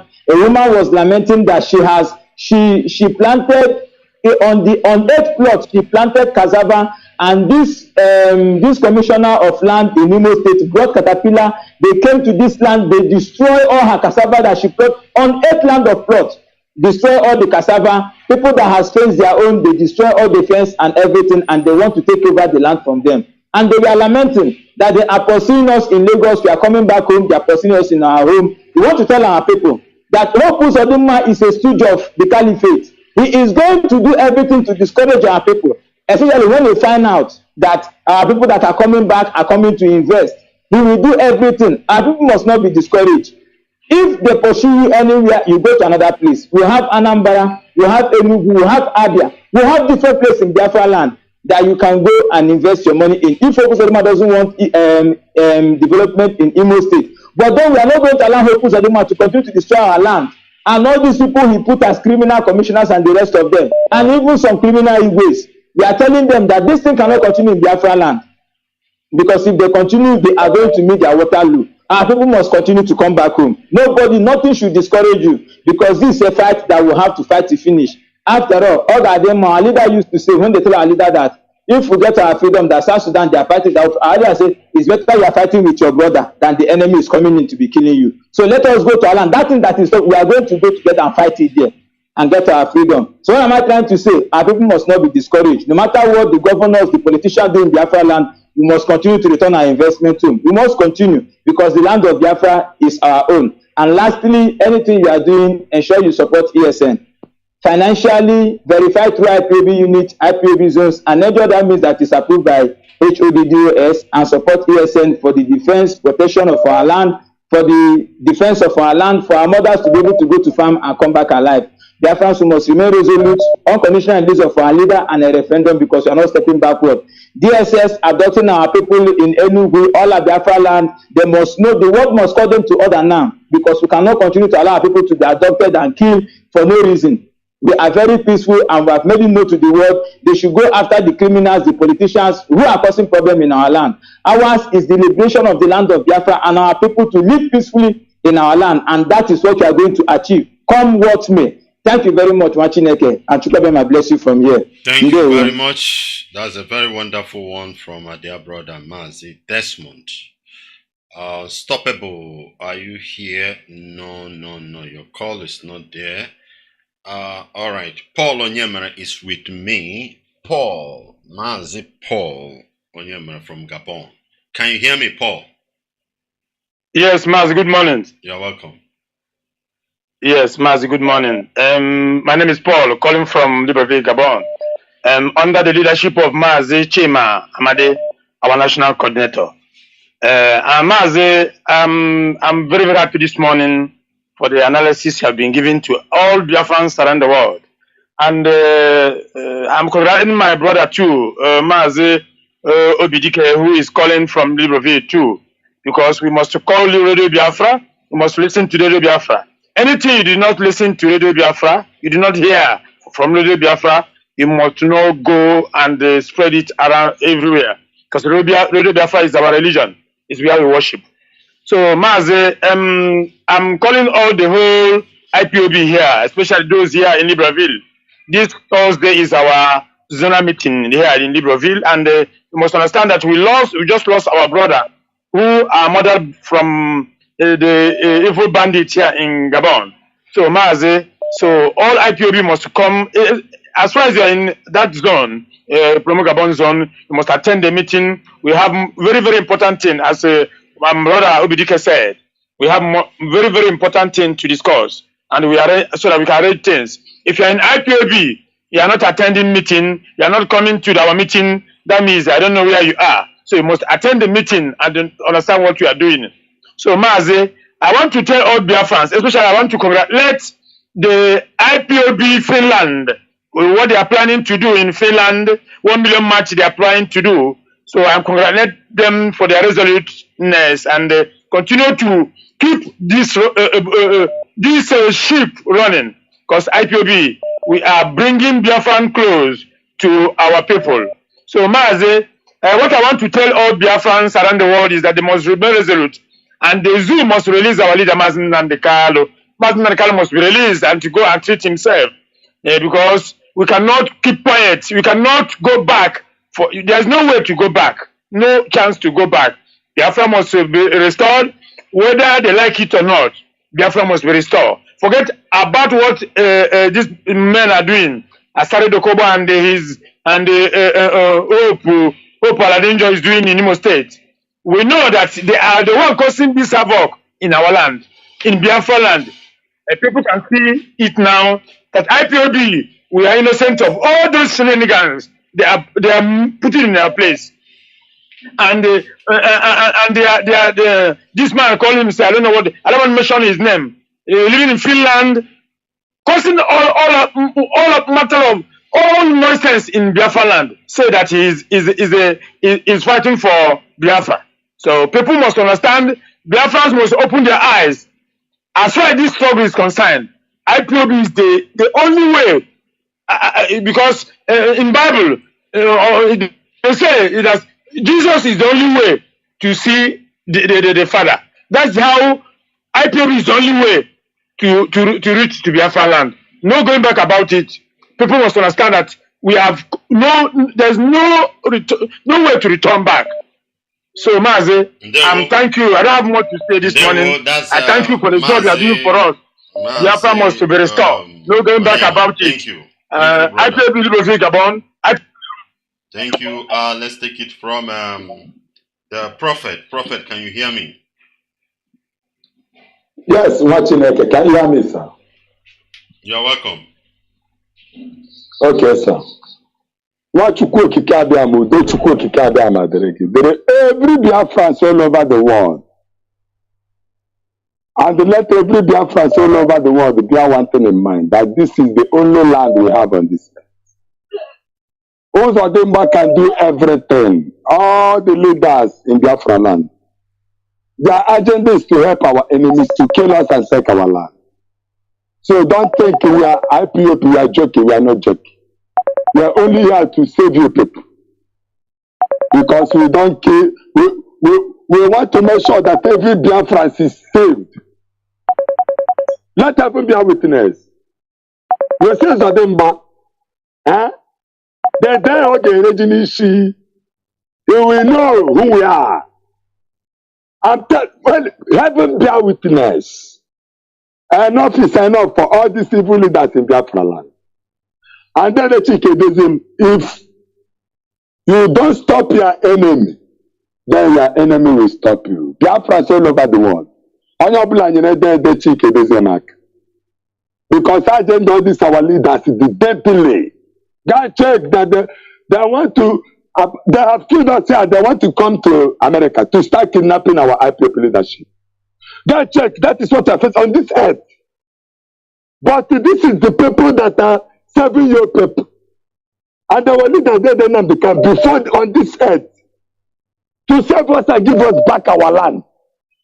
And you evil leaders want to kill him. Haven't been with, let talk threat. Unconditional release of dead Nnamdi. That's all I swear. You know how much detail. If we bring his clothes up and see any scratch, cup, a threat. Haven't been my name is okay Chikweji. Ajamaja. Ujana thing. You see this land. This is not time of Jesus Christ or time of Muhammad. 2023. Not even 1967. You see the type of leaders we have. So that any day they think there's a dead chance. I tell like today, who's of them? Oh no, Bola, anywhere. That we say who's of them, we catch it because everybody they suffer. Now everybody they suffer. If I abandon this project and begin to pursue man, you can pursue man. Madam here. I saw no by 8 years. That the thing of them. Only when they was saying that Leviticus chapter 19 from verse 1 to end, and the same Leviticus chapter 20 from verse 1 to end. Laws of holiness and justice, and the penalties for disobedience. Leviticus chapter 19 verse 4, very important. Leviticus chapter 20 verse 4, verse 5, verse 22 and verse 23, underline. Why we are called the Nwachineke? Well, because we are the children of the Most High. So that no father will save you. We are going straight to that temple at Arochukwu. That temple,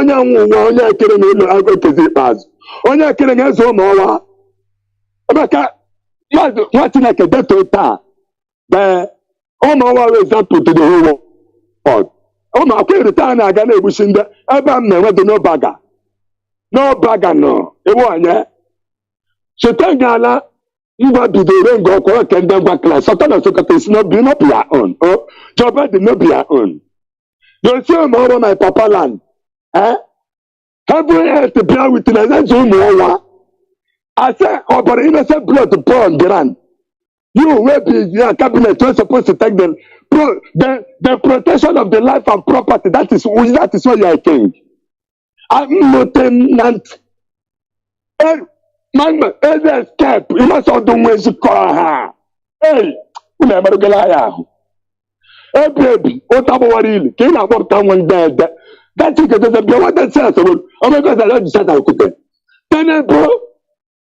Tenable, religion of the can. No. Joe Biden never save you. Look, United Nations, that conspiracy, see this one, this war, when it goes start, if the fight for Biafra, we got to burn everywhere down. Very bad. That is, I have the right to defend myself. Who are you, man? Can't worship. Very. What's like a look when Nigeria pretend and they go for one night. Okay, Zibazo. Okay, I go down this morning.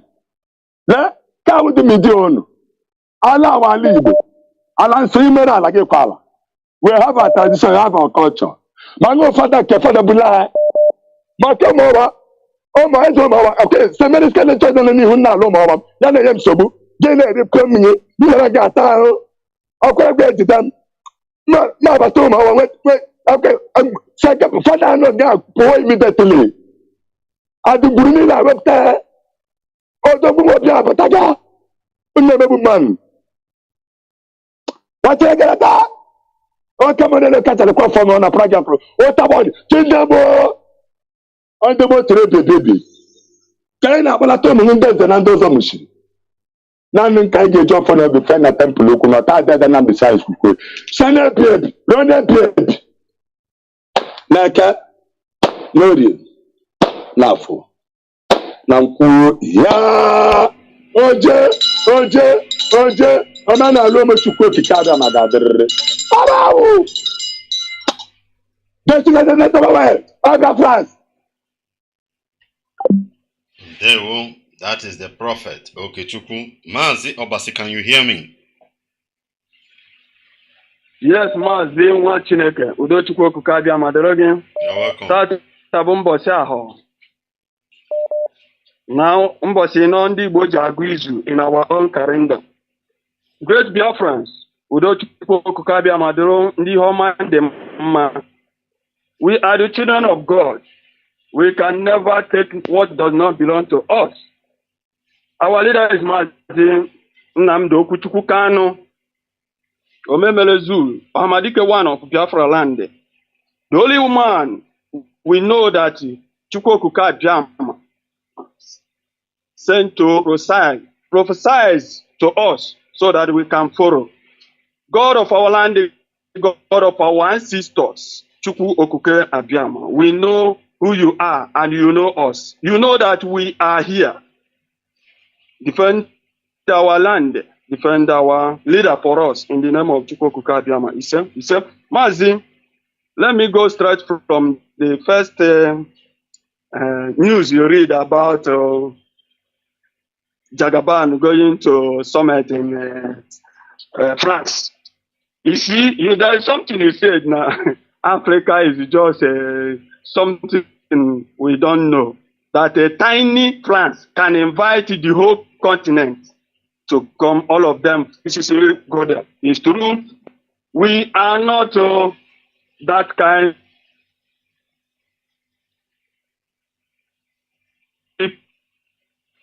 We never listen. You see, Africa, especially the zoo, the zoo we are into. My brother, even IPOB, even me, ourselves, free, what to do. Even IPOB, there's many of us who have 3 cars, 3.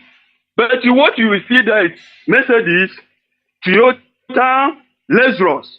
You can never see innocent motor driving in our land. Why? Because we don't know what we want. We must choose our own first. But we know.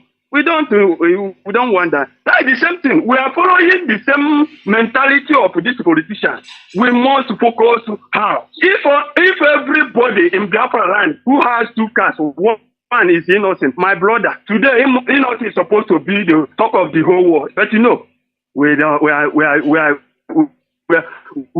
want that. We want I buy from so country. No. That one, by the way, all the Biafrans should know that we must take our own destiny by ourselves, not your enemies to determine you what you're supposed to do. You know, living about that. Let me go about talk about Asala Jacobo. That is something he says. He said it no Edi Aban. You people know what Edi Aban means. It's a common animal. He don't kill human beings. I'm telling you. I used to kill, if I see where, like when you delivered, if you come there, he attack you, but I will use my dog and bring him out of that cage and kill him. That thing can never kill any human being. Our people don't know. All those things he answered is just we don't take his own things. He just make him out telling the during the Zoom media to starting insulting Igbo people. But he said it. I thank God he called himself Ejiabani. Ejiabani is something. Even why in Dime Ejiabani. Even why in Dime. My onye malo Ejiabani hobu. So, yobu kokoro onwe ya. Onweli homi n'ebe anyị nọ. We are IPOB. Onweli ihe ayadi achọ nke abụrụ nke anyị. So si anyị na-achọ our own. So Biafrans, great Biafrans, we must know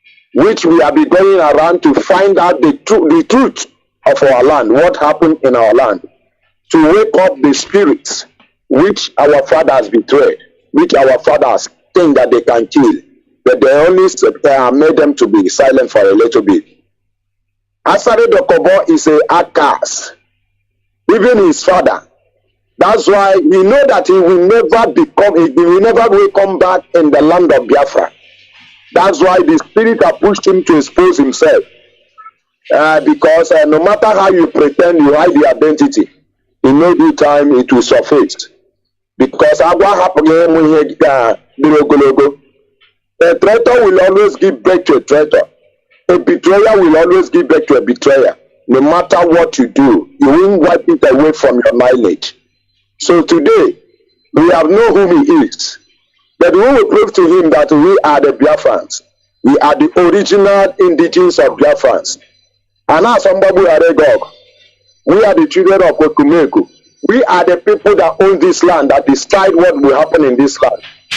Asare has got more than how he can chew. In no due time, he will get what he saw in a quantum. No matter his generation, they will never go scot-free for what their fathers have cost us. Everything they have cost us, every damn pen they have cost us, they will pay dearly for it. Because they have closed so many families. They have done so many atrocities in our land. That is the reason why, that is the evidence of not killing the traitor. I know that when Biafra is being restored, anybody who is a traitor will never go scot-free. And we will never expel that person. That person must pay with his blood. I will hang up for the year. Brother, I will urge everybody who is doing a good work to keep on doing the good work. I know that at last, all must say Biafra. That is all we know. Mazi, thank you much. Because Mazi, after now, I wanted us to speak to talk all this while I've been trying you, but I have never get to you because of the network. I will call now after the break. All right. Okay, brother. Thank you much. Mazi Ugochukwu, can you hear me? Yeah, Mazi, good morning. Good morning to Biafrans all over the world. Good morning to IPOP family. Good morning to our leader, and good morning to all the members of DOS. And Nwachineke, good morning to you and your family. Thank you for being on air. Thank you for accepting my call this morning. Thank you. This morning, what is happening today, what is praying today is what is hiding for many years. Asare Dokubo is what is hiding, the people have hiding it. Today they have come on national TV to speak their mind. God have come to expose them. So when we say Asare Dokubo, when our leaders say Asare Dokubo is a pig, it's a pig. You know what you call pig? Anyways, it's a pig. A pig is an animal that when you see a dirtiness, he will go inside a pig. We all know pig. And Asare Dokubo has proven himself to be a pig. Because this man is the same man that was telling somebody that interviewed that he's not a Nigerian. He's a this, he's a that. And the same man today have go to Asolok, Tinubu giving him money to kill an Igbo man. And those governors in Biafra land are not doing anything about it. Those governors in Biafra land, those governors, they are not doing anything. The Ohanes and Igbo, you people are not calling this man to be arrested now. They are keeping quiet. Do you think if now Yoruba, Asare Dokubo threatening like this, they will keep quiet? Do you think they will not keep quiet? The whole nation of Igbo land, the whole nation of Biafra land, one man is the pig threatening you guys, and you are not doing anything. What kind of people are these? And when we are telling these people, these governors in Biafra land, those people are slaves. All of them are slaves. If they are man enough, by now, they should be doing something. They should call for the arrest of this Asare Dokubo.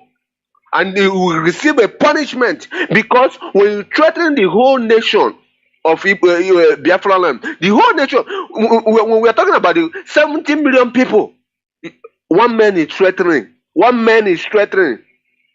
This is the time we need to rise up, and we need to support the freedom fighter, what we are fighting for, because we want our freedom. We need to go out. We need to move from that zoo. The zoo don't want you.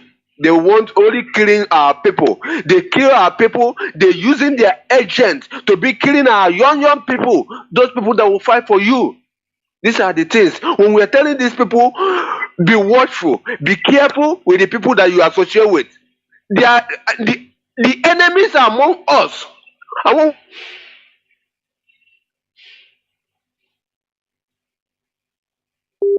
Among us. So this is the time we are calling for our leader to be released. The court are giving an order to release him. The Nigerian government should release the man, let him go home. It's an innocent man. Keeping him there don't have no benefit. The plan, all their plan have failed. So you need to release him now. Thank you, and God bless you, Mazi. And thank you for all the Biafrans that are pushing. We will restore Biafra no matter what the devil are doing. Biafra will be restored. Thank you, and God bless you, Mazi. Thank you.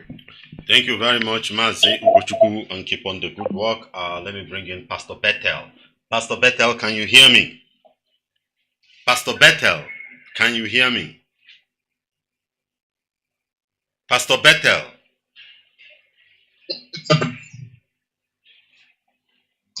Oh, Biafra.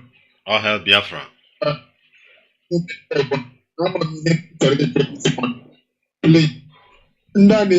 Biafra. Mande politician, mande na Krishnala, mande Christian, mande Ohaneze, umunna wundi Igbo. Wundi Biafra, nebundi Igbo, nebundi Biafra, yoro ụzọ dị iche iche. Olo ihe anyị ga-eme ha, anyị ga-egbu ha, ka anyị ga-ahapụ ụmụaka ha, anyị ga-egbuchapụ ha, hapụ maka ha, ka anyị chọrọ igbu ha, egbu mmadụ niile. Ole mgbe a ga-ebido practice ha, anyị ga-echere mgbe ha ga-erecha ọgana resisi ya nwoke maazị mba Amerịka na-abịa. Biko ihe a jụ m na biko n'ụzọ ama atụ ndewo. Ndewo, ijikwa ajụjụ gị, a ga-asakwa nne gị ama na the line adịrọ clear. Mazi Chidubem, are you there? Chidubem, are you there? Okay, Manuel, our coordinator. Mazi Nwachineke, good morning. Ndewo, you are welcome. Thank you very much, Mazi. One comrade in Nacho, how far? Okay, from South Africa, Scavengers. I have not heard from him. Scavengers. Okay. Scavenger in Anolum. Okay. It has been a long time. I hope all is well. Go on, Mazi, go on. Thank you, Mazi Nwachineke. I greet you, Mazi. You are doing a wonderful work. My name is Mazi Emmanuel. I'm calling from Paris. I am the Paris Zonal Coordinator. I want to appreciate the wonderful work all of you on this very holy platform are doing. Before I go ahead, Nwachineke, I will also greet our able leader, Mazi Nnamdi Kanu, and all his leadership, and also the Directorate of State being headed by Mazi Chike Doziem and all his panels. We appreciate their commitment and the courage, and we applaud them to continue, because the journey is not an easy journey, and it's not a small task to accomplish. Mazi, before I go, I just want to announce our meeting, our zonal meeting that will be coming on the 2nd of this very Sunday, the 2nd of this Sunday. The time will be by 15 o'clock. July. You are talking of 2nd July. Yes, the 2nd Sunday. July. That is the next Sunday. Yeah, 2nd July of this month. Next month, sorry. Yes. So I am urging our people around Paris to endeavor to do the needful, because in this very meeting we are going to discuss, during this very moment we are going to discuss a lot of issues that is on the table. And our people, we always like to be by the side and complain. But you know that when you stay on your own, keeping on following Biafra on the social media, Biafra will never come, because what we are doing is not on the social media. You must come and be part of what we are doing. If we are not doing it well, then you can also contribute and work hard to make it right. That is how we should be doing things. So we are inviting all Biafrans in Paris and Enviro to join us on this very monthly meeting that we'll be having. The time will be 15 o'clock. That is from 3 p.m. till 8 p.m. And I am leaving this number for you to call. You can call. This number is on the WhatsApp signal. The number is 0753017881.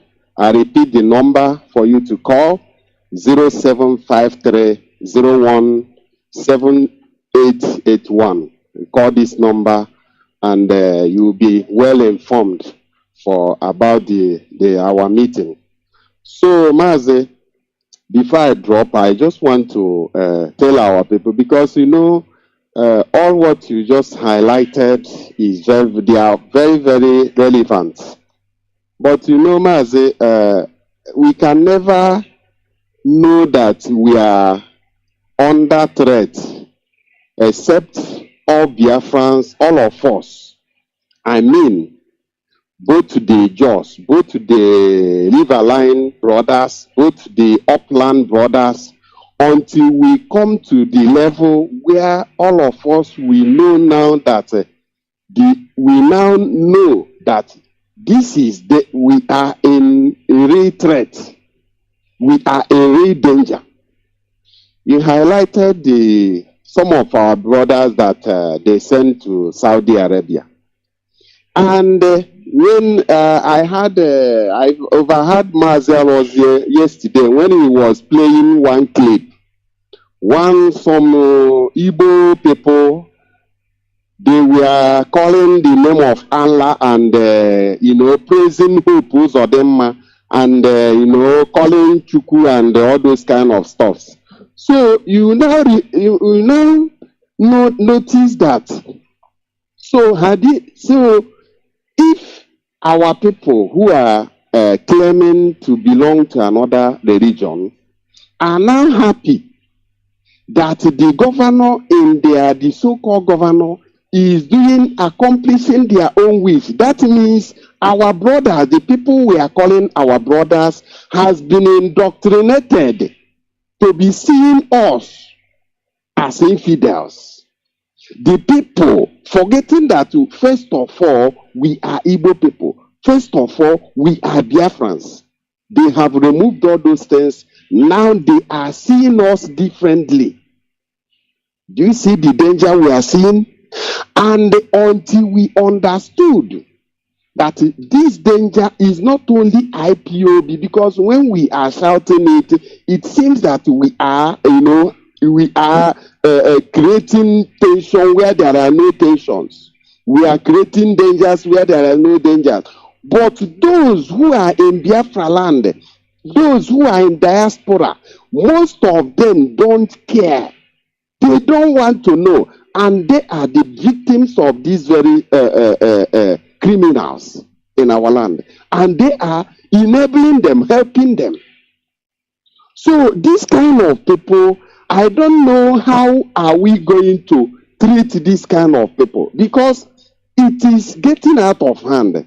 And when ESN, or when we now say, okay, let us do something, it is the same people that will still come out and be criticizing IPOB. So, Mazi, in the whole thing, in conclusion, is that Biafrans have to wake up. Igbo people and the Ijaw people, you see what our brother said. How can Eziohia in the coastal line will be using our brothers, Ijaw people, to be coming into upland, be killing their own brothers? If they ask them, why are you killing those your brothers? They don't know. They cannot give any answer. They will tell you that they are IPOB members. They are talking of Biafra. And them who are ignorantly killing their own brothers, who are fighting to rescue them. So, Mazi, do you see now that the battle we are facing in our land is multi problem that we have everywhere? Exactly. And they forgot that Britain, who are piloting all these things, are now, because if you go to Sahara, especially in Mali, Senegal, all those places, France and the other nations created these jihadists to take over those countries for them to have a justification to enter into that nations and stay there forever, because they are regretting why they left before. So it is the same thing Britain is doing in Nigeria, especially in Biafra land. They want to use all these jihadists to overwhelm us, so that they will have a reason for them to say, okay, they are coming to rescue us, they are coming to help us to fight jihadists, which themselves are the ones sponsoring them, arming them. So our people will need to wake up, because this danger is too much, Mazi. But let me leave it for here. Thank you very much, Mazi Nwachineke. Okoye, can you hear me? I can hear you, Mazi Nwachineke, and I thank you immensely. I thank you so much for the good work you are doing for us. We appreciate you. Remain blessed, Mazi Nwachineke. Biafrans, good day, good morning, good afternoon, good evening, wherever you are. I say thank you, all Biafrans, those listening. I also thank our DOX, the able DOX. We always say that those are wise. The doors are wise. They are wise men. And also, I thank our leader, Mazi Nnamdi Kanu, the Hamadika one of Biafra land. I pray for him. I said, is the Messiah of our time. All the things that have prophesied to us have come to pass, and we can't wait to have him back again, once again. And we pray that he will come back to us safely very soon. And also, I thank our able barrister, able counsel, Panyi Jofor and Michael Zokome. They are doing us wonderfully well.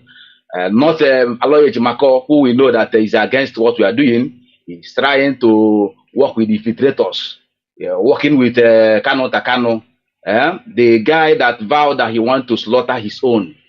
He wants to slaughter Mazi Nnamdi Kanu. He sold him in Kenya. It's not enough for him. Bringing him back to Nigeria, he's still fighting tooth and nail to make sure his life is eliminated in the hands of DSSS. So we know all their game, but as God may have it, we know that very soon shame will be upon them. Them are already on them already, but they will reap what they sow. They will reap what they sow. So I want to encourage every Biafrans, wherever you are now. This is the time for you to wake up. Anywhere you are. There's no time again. This is the time we have to rise up wherever we are to fight this battle. This battle is very hard and very tough now. The enemies have come in diverse way. They have come from every angle to make sure they bring us down. But IPOB will never come down. Instead, we are moving higher and higher, and we achieve Biafra. Biafra must come to existence sooner than later. I'm encouraging all our people, those in diaspora. You know, our leader always tell us that anywhere you are, make sure that Biafra remains your goal, because there's no place like home. And you also tell us that those in America, any day they rise up and Biafra will come. But we are seeing it in another different right way, that is like those in America have failed us. But even though they failed us, we can't fail ourselves. Remember, as our leader said, that even Israel, when they are fighting to restore back the state of Israel, American Jews in America, they go against it. The same way some of our people are going against Biafra restoration, but we will never relent. Those with us, we will fight it and we will grab Biafra, and Biafra will come to existence. Look at what is happening in our midst. Hope Uzodinma is assuring their cabals that he will restore back Agone Chamber, one of Biafra, Malachina Sangoru. He will rendition him back. But we are promising them that they can't do that. And even though they eventually try to do, if they try, but they can never. We know that they will try, but they can never happen. It can never happen. Because China Sangoru is like a rock, and nothing will happen to him. And we are telling them that whatever they did they are planning, whatever they have done already, or whatever they are planning to do, to make sure that this our struggle or this our doors is being break up or being divided, they can't, because we know all the target, we know what they are planning for, we know their agenda to divide us more and more, but they can never achieve it. So I'm encouraging every member of IPOB, anyway, go you Igbo, because some of you that claim that Igbo, now you can see it by yourself. Obi is failed. Obi is going nowhere. Obi can never come back. Obi is dead and dead on arrival. Obi cannot rise up again. So better for you to go and join this struggle. I'm telling you, you that is looking at me, you that's calling us a fool, you think that we have no job, we are jobless, we don't have it, we don't have future. You that have future. Even in Nigeria, in Kanu, they are destroying your house. In Lagos, they are destroying your anywhere you are, they are destroying you. In Nigeria, you have home, you don't have home. Hope of them are chasing you at home. In Anambra, they're chasing you. Anambra and Imo State now be recorded at the place, as the most place recorded for as an organ harvesting state in Nigeria. Anambra and Imo. Now your kidney and your organs are like it's nothing to them anymore. In our home, in our homeland. In broad daylight is happening, and nobody is talking. Everywhere is quiet. People are dying. People are missing. Look at what Kinasa was telling us the other day. It was 30, 40 in number, daily basis. Our youth are dying every day, and we are there sleeping. My brother, my sister, wake up. The hour has come. Let's fight this battle. Let's fight this battle. Let's fight this battle. We have no other time again than now. Mazi Nwachineke must be released. Mazi Nwachineke must be released sooner than later. Let's fight this battle. I'm telling you, I'm calling on our brothers mostly in the diaspora. All those some of you sponsoring security in our land, send them money home. You don't know who you are sending money to. You can listen to some of them confessing. Listen to some of them. That one called himself Caterpillar the other day. He was telling us how they have been kidnapping people, doing this. We're asking, how many people have been killed? How many have you killed? You killed your own. You killed your own flesh and blood. Remember, Mazi Nwachineke told you that if we start killing ourselves, Biafra will not come. Why did you choose to go and kill your own? We send you to kill our enemies. You refuse to kill our enemies. You started killing us, kidnapping our people, raping our people, and killing us. It's a shame. It's not a shame, but it's an abomination to the land. And that must stop now. Stand up and fight our enemy. Asari.1 must be deleted out of this earth.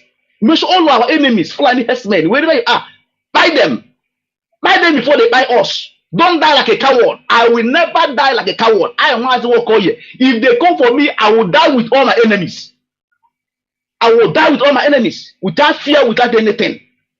And I'm calling on all our brothers anywhere you are to rise up. Rise up. Something is happening now. Something terrible is happening now. The enemy has come. As Bible said it, that they have come to steal, to kill, and destroy. But God will have it abundantly. Duribu have come. Duribu is dead. Shetima is dead to us. They don't meant well for us. How long will you know this? How long will you know this? They have come now. It's not up to 1 month they came on power. Look at what is happening everywhere. From the first day, they are taking over your fuel. They give it hacking the price. Yeah? Okay, second, now it's electricity. Third, this one, this and that. And what do you think you have? You have no home. Come back, let's fight these people. Man will never talk to that power again in Imo State. He's a threat to us. We will fight him on that day. All road lead to Imo State. We will make sure that man is not coming back to that power again. He'll have the custom house again. He don't need to be there. He's threatened to us. He's demon to us. I will stop him by now. Biafrans, please, let's rise up and fight this battle. We don't have any time again to fight the battle. Thank you, Mazi Nwachineke, for the good work you doing for us. And I thank you for everything. Thank you, Biafrans. Thank you. Thank you, brother. Thank you. That's Mazi Nwachineke. Thank you, and may the Most High bless each and every one of us as we will be rounding up this program, bringing it to an end. We continue to encourage you. Biafrans, we must go home. We must go home. Are you still staying in Sokoto, in Kanu, in Meduguri, in Kebbi? All those areas is very dangerous to you. Ugwausa is very dangerous to you and your property more than you think of Biafra land. You're still living in Lagos, buying lands and feeling swamp. Biafra land is more secure for you as we advance in future than that place you see as a comfort zone. We are making it very clear to you, my dear brothers. Think home, begin to plan home. It's not everything we'll tell you. You see all this airport they close, seaport. By the time you come back, the key. Forget about Yane then Abuja. More effective than you expect. You understand? Onweki ihe na-eruzi, onweki ihe na-eru, ịghọtago, eme ka onye ara. And the things are advancing towards that level. It's not everything we'll tell you, but megodu nke asị gị mee, onweghị no Sokoto eme, onweghị no Borno State eme, onweghị no Katsina eme, latawa ba anyị. Come back home. Come back home. We must go home. Very, very important. Return home. Eba enwe isi. Kpọnatara anyị ụmụaka na ala Igbo. Ka ụmụaka anyị gụọ akwụkwọ na ala Igbo. Let them know who they are, where they come from. These are the future of tomorrow. Time will come when we will pass. They are the one. Nwazino na Sokoto, nwazino na Meduguri, nwazino na Kanu. Omaho canal, omaho boundary. Aboya who ye were all those things. And I'm what through n'okpuru nna ya na Igbo will defend everything.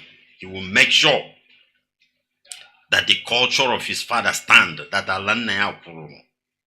that is the advantage. We must go home, bring our children back home to study in our land. Very, very important, my dear people. So think home now. Think home now. It's a process. It's not instant changum. It's a process. That's why we're announcing it. Let them school there. Begin to bring your things home.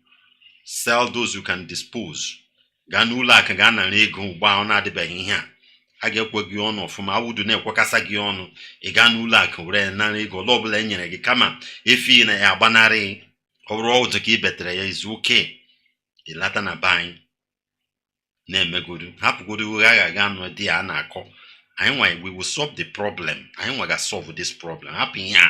O ihe ni ka ayu. Mande na akpa mande ndi agburu all those things. Pinyishi ya ga na pinyishi ụmụ ihe ndị a. Because all politicians na-etinye gasịsịfa. So don't worry on that. But the thing is, there is a sacrifice to be paid. That sacrifice, you will pay it, I will pay it. Your own is to begin to think home. That is it. Na nata good, na nata nataba. Don't worry. Owe ni like I kucha. Nataba. Owe hi no Sokoto eme. Owe hi no Borno State eme.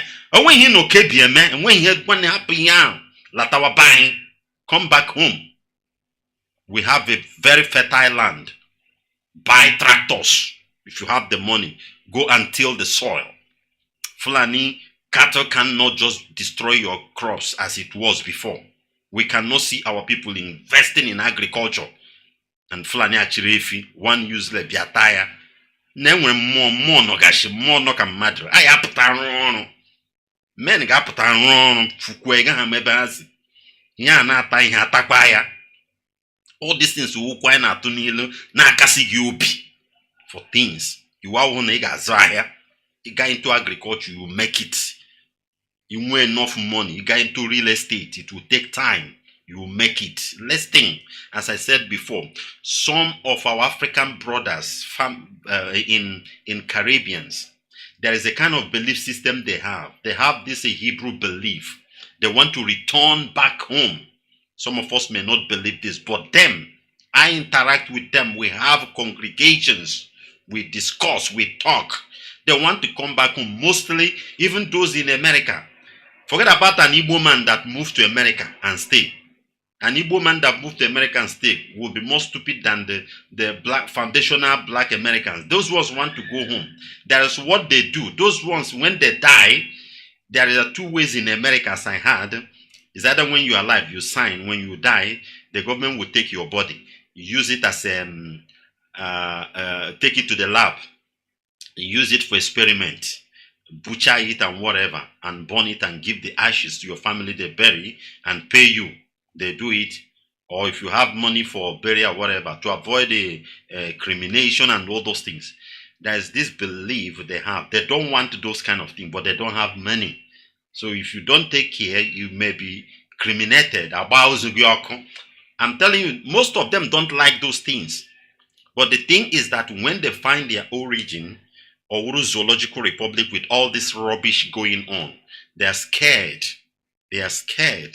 We are always on congregation, on our Sabbath teachings and all those things. We encourage them. But let me tell you this, brother. You have millions. You can't invest in real estate. A an official one. Raw estates. Advertise it on website. They will see it. Go on website, you advertise it. Some of them could come and when you different Afghan on as one the same blood so that they can as well come buy those things when the time comes. Or when you but you need to do something. If you build it, I'm giving you ideas. If you build some real estate, you put it on website, they will see it. Assure people of security and whatever. What about Janjaweed? I know how to when you saw this, when you now on a catata, I got buyer. Abachande denda no, and the Yanchokanande dendo, Brondu Turuna Nibo, or Bronwa Truna Sokoto, or Bronyam na Medugri, Bronyam na Jegunle, or Wina Coneliana Conala. That's why I just put that on there now. So that I want them to, I know how Quachanya dear. I got no good. I'm mad at now, even reliable so when they got no chicken people. So these are the businesses you keep be doing. Think of it and invest there. Elohim will bless everything. He will cream your bread very well, and you will not lose. Very, very important. So that is that. Thank you very much for being part of our program. As we continue, as we encourage you to continue to tune into Radio Biafra, where you get the best of it all at all time. As we wrap it up with a word of prayer, but before then, remember, today is a Tuesday, and make sure you are tweeting. Have you tweeted? Are you about to? If you don't know what to tweet, go follow people and be retweeting.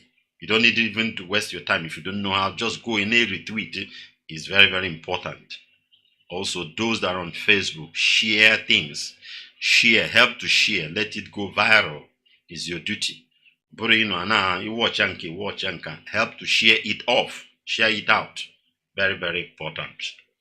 Thank you very much. As we round it up with a word of prayer. Father, we thank you. We bless your holy name. We'll give you praise. Be thou exalted, ancient of the day. Lord God Jehovah, you alone is God, and beside you there is no any other God. We worship you. We adore thee.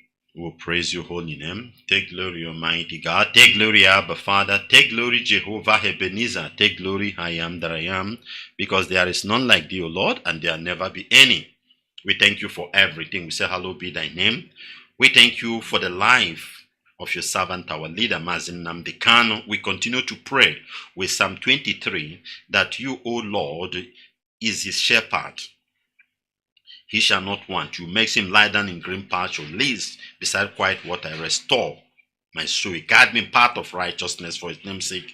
Even though he walk through the valley of shadow of death, he fears no evil, for you are with him, your rod and your staff. You comfort him, you prepare table before him in the presence of his enemy. You anointed his head with oil, his cup runneth over, for surely your goodness and mercy will follow him all the days of his life, and he will dwell in the house of the Lord forever and ever. Lord God Jehovah, we pray for the Eastern Security Network. We ask you to strengthen them, bless them, be with them, use them immensely. Ancient of the day, the same way, O Lord, we commit the DOS. Shower them with your knowledge, with your wisdom, with your understanding. Lord God Jehovah, bless IPOB all over the world, from North Pole to the South Pole, to the glory of your name. Immortal Redeemer, Abba, Father, Chukwu Okike Abiyama. Father, you bless our land, bless our people, those that are sick, you will heal them, the widows, the orphans. We commit everyone into your hand, asking for your mercy. Father, this time in Nigeria, in Igbo land to be precise, nobody's lazy, everybody's working hard, but nothing to show. Lord, we need your grace, we need your power. People are trying, people are working more than elephant, but they get nothing. Father, this is the time they need you. Do something to the glory of your name. Lord, we speak against forces of darkness, powers, principalities, rulers of world of darkness of any kind, spirits, wicked spirit from high places, walking in our land, enticing our people into evil. Father, we summon them. The Bible said in Colossians 2:8 that Yeshua HaMashiach is the head of all principalities. In the name of the head of all principalities, we silence them, O Lord. Abba, Father Jehovah, that these evil forces will not be active in our land, that killings will stop, O Lord. We speak against those that are perpetrating it, O Lord, bringing it out, O Lord, direct or indirectly. We speak to the land. We continue to speak to the earth. O earth, O earth, swallow these people, destroy them. Hear thee the word of the Lord. We speak the word of the Most High, that you will destroy these people. Afflict them with all manner of sicknesses. Afflict them. Let them go down. Father, we continue to pray, Jehovah Jireh, that peace will reign in our land. Your children will return back home. We will worship you in the sacred land of Biafra to the glory of your name. Thank you, Ancient of Ancients. Thank you, Chukwu Okike Abiyama. Thank you, Eke Keroa.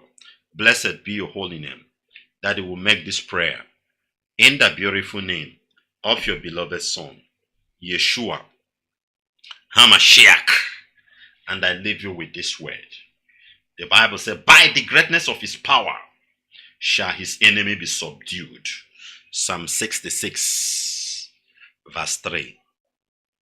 Shalom.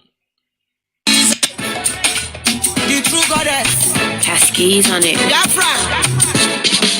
When Nigeria they go Ziggy Zagaza. Biafrans are calling for freedom. Nigeria they go Ziggy Zagaza. Biafrans are pleading for freedom. You and Nigeria they go Ziggy Zagaza. Biafrans are calling for freedom. Nigeria they go Ziggy Zagaza. Biafrans are pleading for freedom. Freedom on fire. Freedom on fire. Freedom on fire. Do do do. Freedom on fire. Freedom on fire. Freedom on fire. Do do do. They deny themselves from being Nigerians. Separated themselves from being Nigerians. No more president in Nigeria. No more governor in Nigeria. No more senator in Nigeria. Oluwado do do. Grant them freedom. Do do do. Give them freedom. You in Nigeria they go Ziggy Zagaza. Biafrans are calling for freedom. Nigeria they go Ziggy Zagaza. Biafrans are pleading for freedom. You in Nigeria they go Ziggy Zagaza. Biafrans are calling for freedom. Nigeria they go Ziggy Zagaza. Biafrans are pleading for freedom.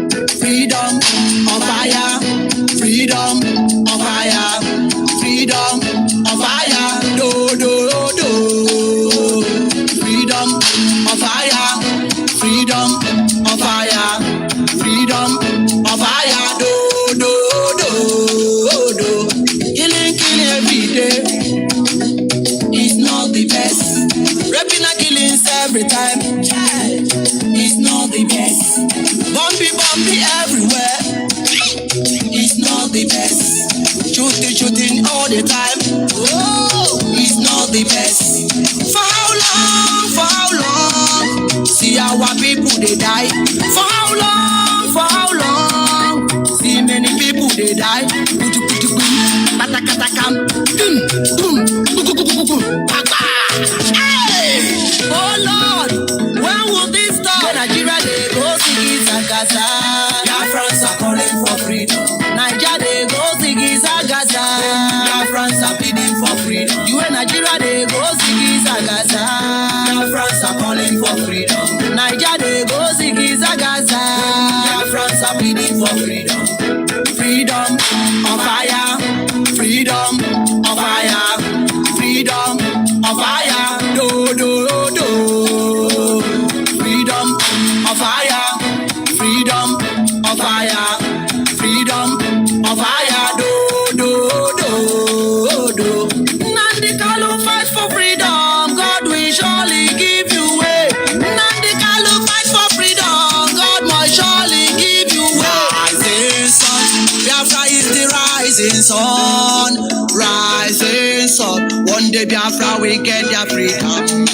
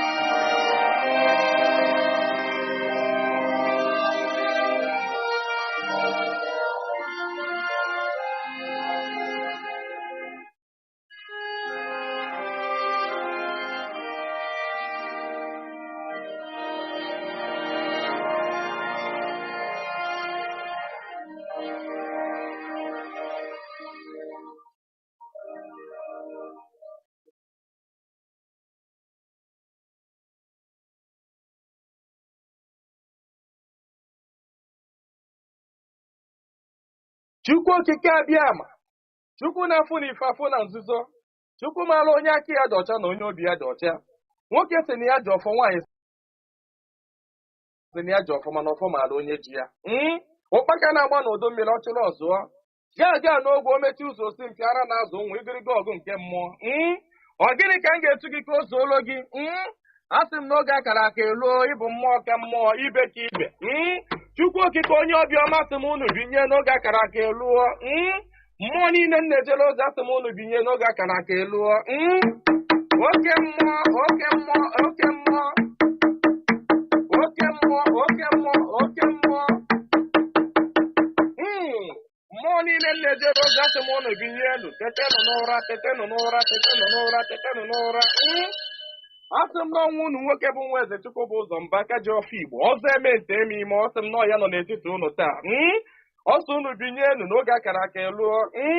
mmụọ nna nna anyị ochie asị m gị binye mmụọ na-afụ na ife afụ na nzuzo asị m gị binye otu ọfọ ji eje ọgụ asị m unu binye ọfọ ndị Igbo niile asị m gị binye ọfọ ndị mmiri asị m gị binye ọfọ ndị ikuku asị m gị binye eze nwaanyị osimiri asị m gị binye eze nwaanyị na-ebe asị m gị binye eze nwaanyị idodi ikwu na-eme asị m gị binye eze nwaanyị amambara asị m gị binye eze nwaanyị osimiri Njaba asị m gị binye eze nwaanyị ala Igbo niile asị m gị binye eze nwaanyị ọgba asị m gị binye eze nwaanyị Anike Wawa asị m gị binye oke arụsị na n'ike ojuru nwaanyị aga anị asị m gị binye n'oge akara aka eluo igirigi ọgụ mmụọ asị m na gboo dike mbọsị ihe ike mere ọ ga-achọkwa nwa dike asị m dododo unu binye unu bịa tara ọjị na Chijireji efola asị m unu binye unu bịa tara ọjị na Chijireji efola nna nna anyị ochie mmụọ niile nwụrụ anwụ ka anyị dị ndụ mmụọ niile nwụrụ anwụ ka ụmụ Igbo dị ndụ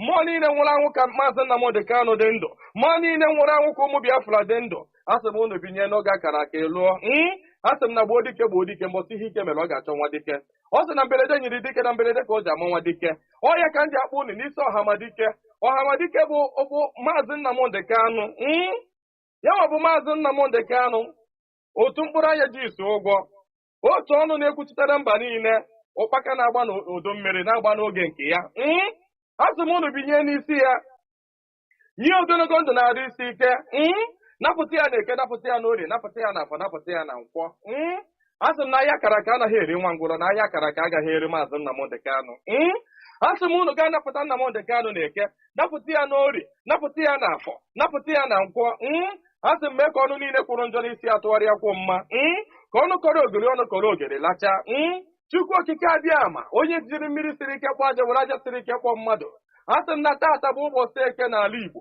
asị m na eke ga-eketara Nnamdi Kanu ndụ eke ga-eketara ya nwere onwe oke ga-eketara ya ndụ oke ga-eketara ya Biafra oke ga-eketara ya nwere onwe oke ga-ekegburu ya ndị iro kegburu ya ajọ mmadụ na ajọ mmụọ asị m na mbọsọ ga-apụta ekwesị ga-anọ n'ụra ndị ilo ya ga-anọ n'ụra ọ kwara ekwe osu asị m gịnị bụ ekwesu asị m na mbọsọ ọ ga-apụta ya bụ ndị iro ga-anọ n'ụra ọha bụ ndị ọha nwa bụ ekwesu asị m na ha ncha ga-anọ n'ụra na Nnamdi Kanu ga-apụta n'ike na ebube Nnamdi Kanu ga-apụta n'ike na ebube asị m na ọnụ kwụrụ njọ n'isi ya ga-atụgharịkwọ mma asị m ọbịara igbu Nnamdi Kanu gbuo onwe ya onye si na Nnamdi Kanu agaghị adị ndụ onye a ga-eji anazere mmiri onye si na Nnamdi Kanu agaghị apụta onye a ga-eji anazere mmiri ọnụ niile kwọrọ ogiri ọnụ ga-akọrọ ogiri lacha osisi abụla oturu ga-emeche wee kwele onye asị na Nnamdi Kanu agaghị apụta asị m na ọnụ ahụ iji wee kwuo ya dịka ejikwa ya wee kwugharịa mma n'isi ya asị m na ebe onye ahụ na-atụ Maazị Nnamdi Kanu aga asị m aka gị ga-akpọnwụ osisi ahụ fụrụ Nnamdi Kanu wee tọọ nkwe asị m ikuku futuo gị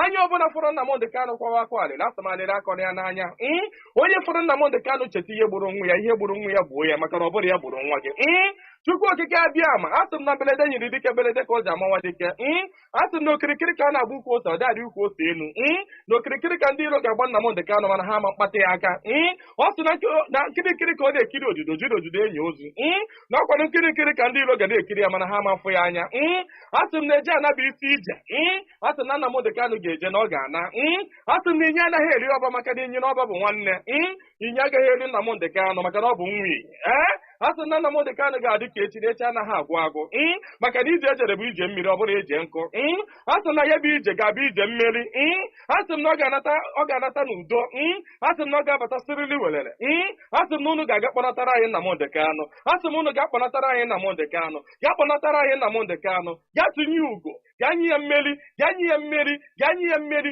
tụnye ugo n'elu ugo nye ike n'elu ike nye ya ndụ n'elu ndụ ọkwanụ ndụ ka o ji efu na-efufe unu nye Nnamdi Kanu ndụ onwe ike wee kwụrụ jinjin onwe ike wee kwụrụ wee fuo n'ofufe a sị na ya kara ka anaghị eri nwa ngwụrọ ihe mere ha ji jide Nnamdi Kanu bụ ka nwee ike wee megide ndị Igbo ka nwee ike megide ụmụ Biafra ka nwee ike wee kwuchi anyị ọnụ ka ha nwee ike wee kachi anyị ọnụ ka anyị ghara ikwu okwu ọzọ mana ama m na dododo Chukwu okike abịa ma ndị nwa na ndị nwe mmiri ndị nwe ikuku ndị nwe anyanwụ mmụọ nna nna anyị ochie mmụọ niile nwụrụ anwụ ka anyị dị ndụ mmụọ niile ọ kwafụrụ ọbara ha n'ike maka ihi Biafra asị m unu binyenu asị m unu dododo na ọkwa na unu bụ ihe nwe ike a ọkwa na unu ga-eji ọgụ mmụọ ọkwa na unu ga-aga bụori ahịa ọkwa na unu ga-aga napụta ya maka na ihe ọ tinyere unu n'aka anaghị ele ule asị m dodo igirigi ọgụ mmụọ eze nwaanyị niile nọ n'ala Igbo mmụọ niile nọ n'ala Igbo asị m unu binye maka na onwe onye nọ n'ụwa na-anaghị aṅụ mmiri onwe onye nọ n'ụwa na-anaghị eri nnu nnu bụ ihe ụtọ si na mmiri wee pụta onye ọbụla na-eri ihe na-eri ihe dị na mmiri onye na-asa arụ ji mmiri asa arụ onye ọbụla na-eme ihe ọbụla ọ na-eme ji mmiri eme ya asị m ihe ọbụla mmadụ na-eme n'ụwa mmiri ọ na-ebubu ụzọ asị m onye ọbụla kpọrọ mmiri asị na mmiri a ga-agbagbu ya asị m onye ọbụla fụrụ mmiri n'anya ga-afụ Nnamdi Kanu n'anya onye ọbụla fụrụ mmiri n'anya ga-afụ Nnamdi Kanu n'anya onye ọbụla mmiri na-awụsa n'arụ ga-afụ Nnamdi Kanu n'anya onye ọbụla mmiri na-emesa n'arụ ga-afụ Nnamdi Kanu n'anya onye na-aṅụ mmiri na-eli nnu asị m n'ọnụ anyị ji wee lie nnu wee ṅụọ mmiri na ị ga-eji akwa okwu ọma n'isi Nnamdi Kanu n'aha Chukwu okike abịa ama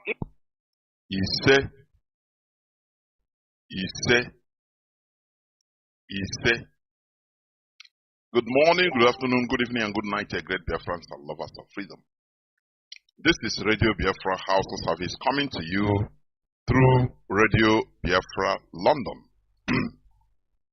My name remains Mazi Nwachineke from Olu province of Biafra land, and we are here live and direct. Today is the 25th day. Oga Obochinise, now we see, now for 2023. Today is Sunday, Obochieke. Therefore, I welcome each and every one of you to welcome your friends and well-wishers onto this broadcast of today. Because shortly, in few minutes' time, I will be joined by Mazi Nwachineke, a member of the Directorate of States of the Indigenous People of Biafra. Therefore, as I'm talking, you will be hearing our voice direct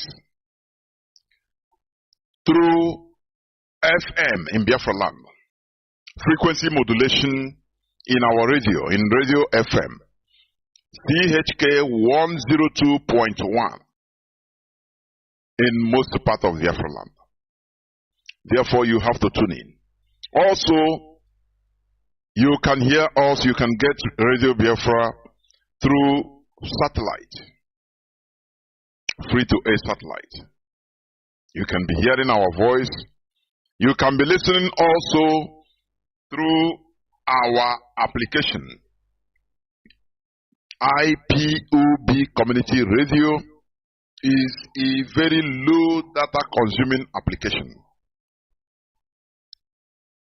Also, you can listen to us through TuneIn Radio, Simple Radio, Radio Biafra London. On social media, mostly on Facebook, you can be listening to our voice through Biafra Television, Biafra TV, IPOB Rapture Media, the Biafra Digest, Radio Biafra House of Service, myriads of them streaming our voice direct. Therefore, you have no excuse not to listen onto this hallowed platform.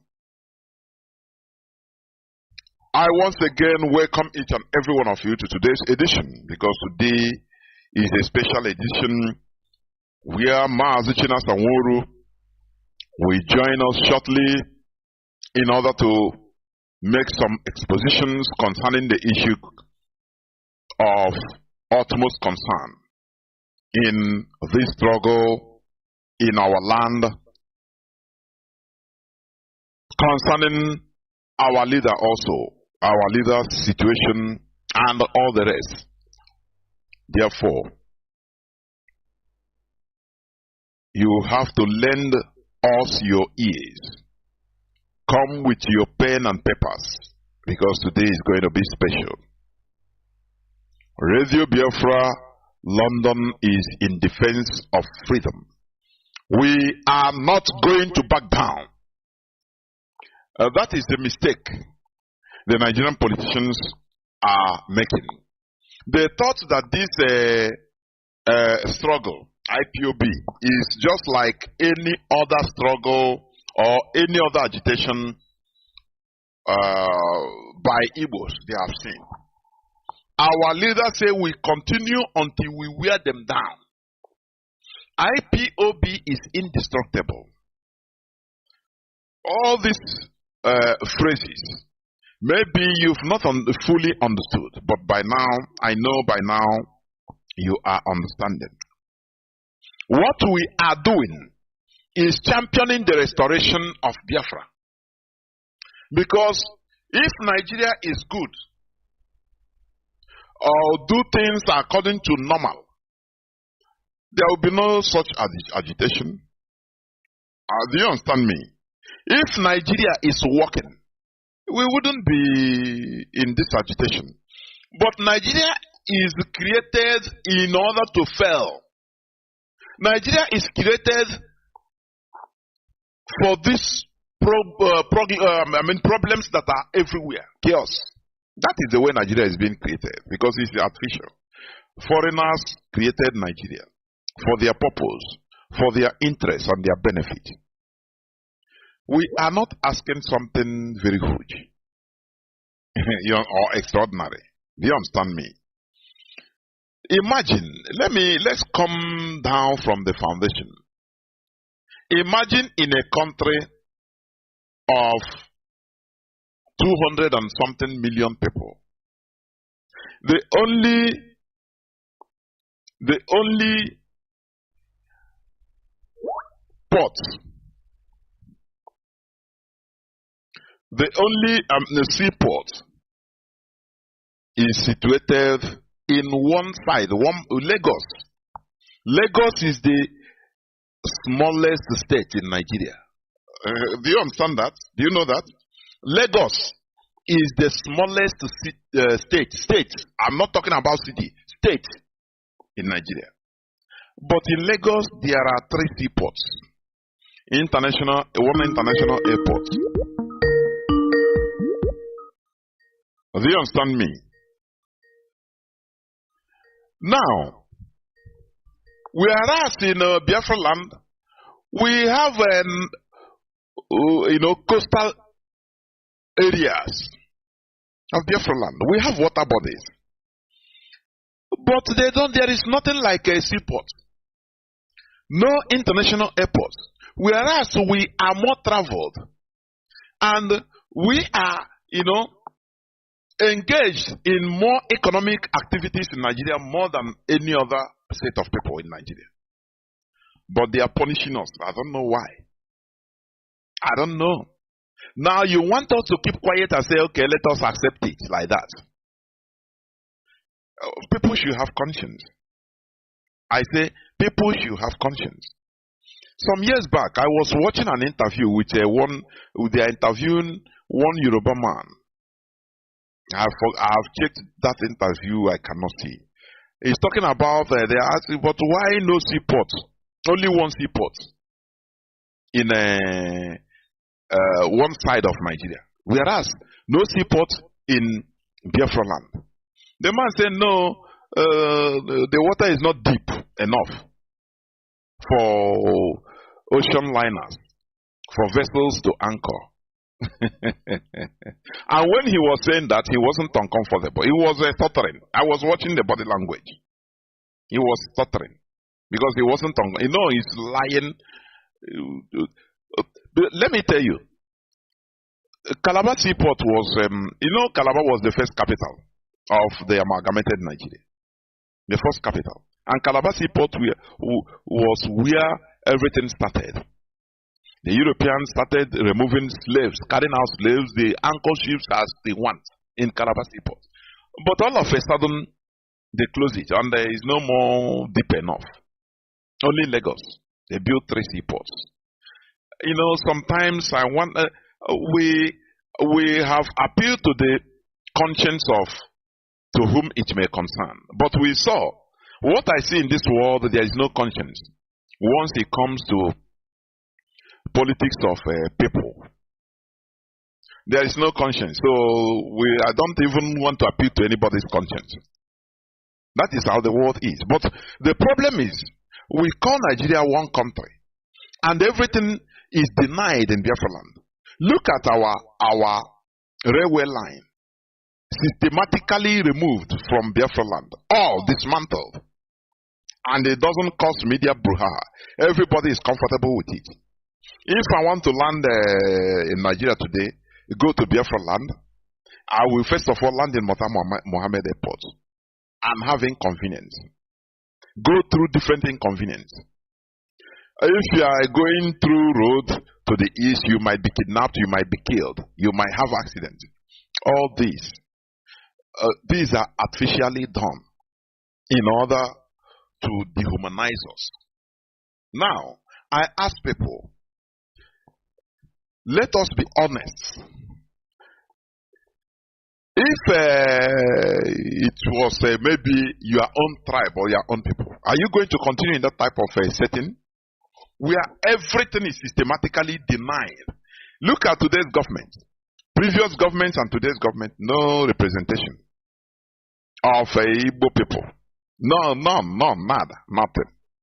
We are just follow, and we want us to continue like this.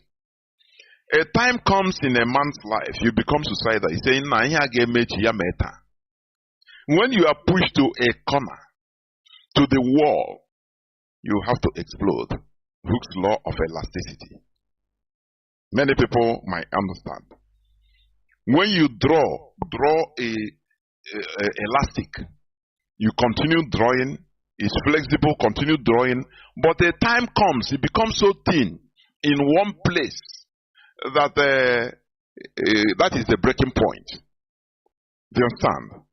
So, what they have been doing to us, there is no race that could fathom it, that can allow it. The Jews, they endured for many centuries and thousands of years.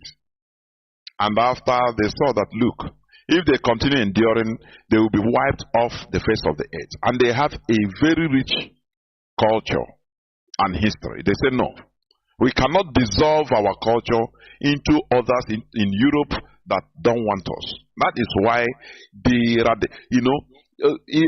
more people should understand, the more you are dealing with people, dehumanizing them, the more you become radicalized. Therefore, without taking much time, yes, I've forgotten. I will bring in Mazi Nwachineke, he's here with me, so that we can start today's program. Mazi Nwachineke, welcome to the program. Can you hear me? Yes, I do. Ndewo Mazi, welcome to the program. Thank you so much, Mazi Nwachineke. Biafrans and all the lovers of freedom, my name is Mazi Nwachineke. Mazi Nwachineke served the indigenous people of Biafra as a member of the Directorate of State. I come from Obingwa, and Obingwa is from Enaba province. This evening, I come to you all on this hallowed platform, Radio Biafra, to educate, a continuous education on our people, to get our people informed, to open the eyes of our people on certain things that they don't know, because it's our responsibility. Like one Igbo adage says, Akoruo Egeruo. I have come this evening to also open the eyes of the Nigerian security agencies, Igbo politicians, the DSS. I will explain to the world today their conspiracies, all their plans. Not all, some of them at the top level knows what is happening. Some of them are partaking in what is happening. And it is our duty to expose them. And if we don't do that, it will be the greatest crime against us, that we knew all that is happening against our people. IPOB has become the mouthpiece IPOB have we stood in the gap for the Biafran people. IPOB have continually for 10 years now to advocate for freedom for the indigenous people of Biafra. It is not an easy task. It is not an easy journey, but so far, so good. Irrespective of all what the challenges that comes across the way, they are all expected. We have to know that we are a freedom fighting. You don't plan things that comes along the way because the enemies are there. The Nigerian government continually spending money to destabilize IPOB after the rendition of Mazi Nnamdi Kanu. And this evening, if some of your people are not listening to this broadcast, they are going to miss a lot. Tomorrow, we don't want them to come out on social media and start talking things they don't know. I also want to make something very clear. Mazi Chinedu, I have a sound coming from there. I don't know, maybe if a speaker is on. So please check out.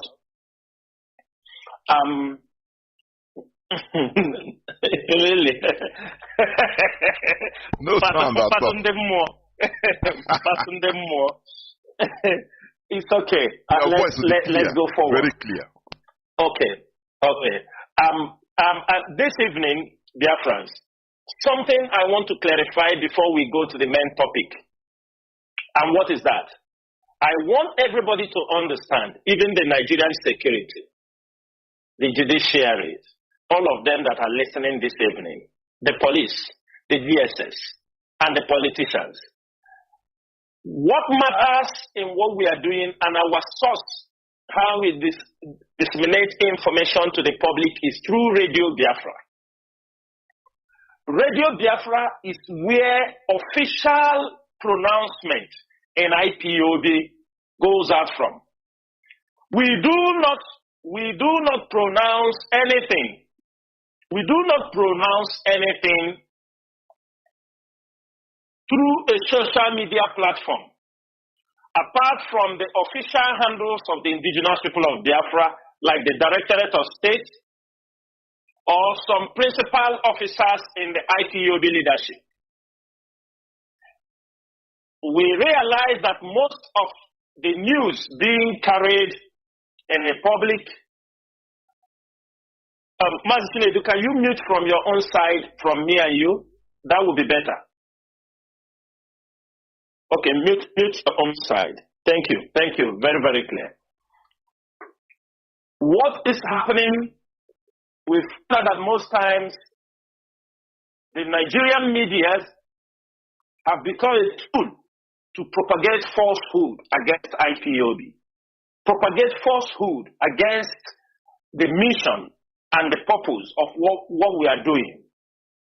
You found out a criminal can make a tweet, an infiltrator can make a tweet, and you found out that not all Nigerian media, some of them will go and pick it and start promoting it, knowing quite well, they know very well that this message they are promoting, this person doesn't speak for IPOB.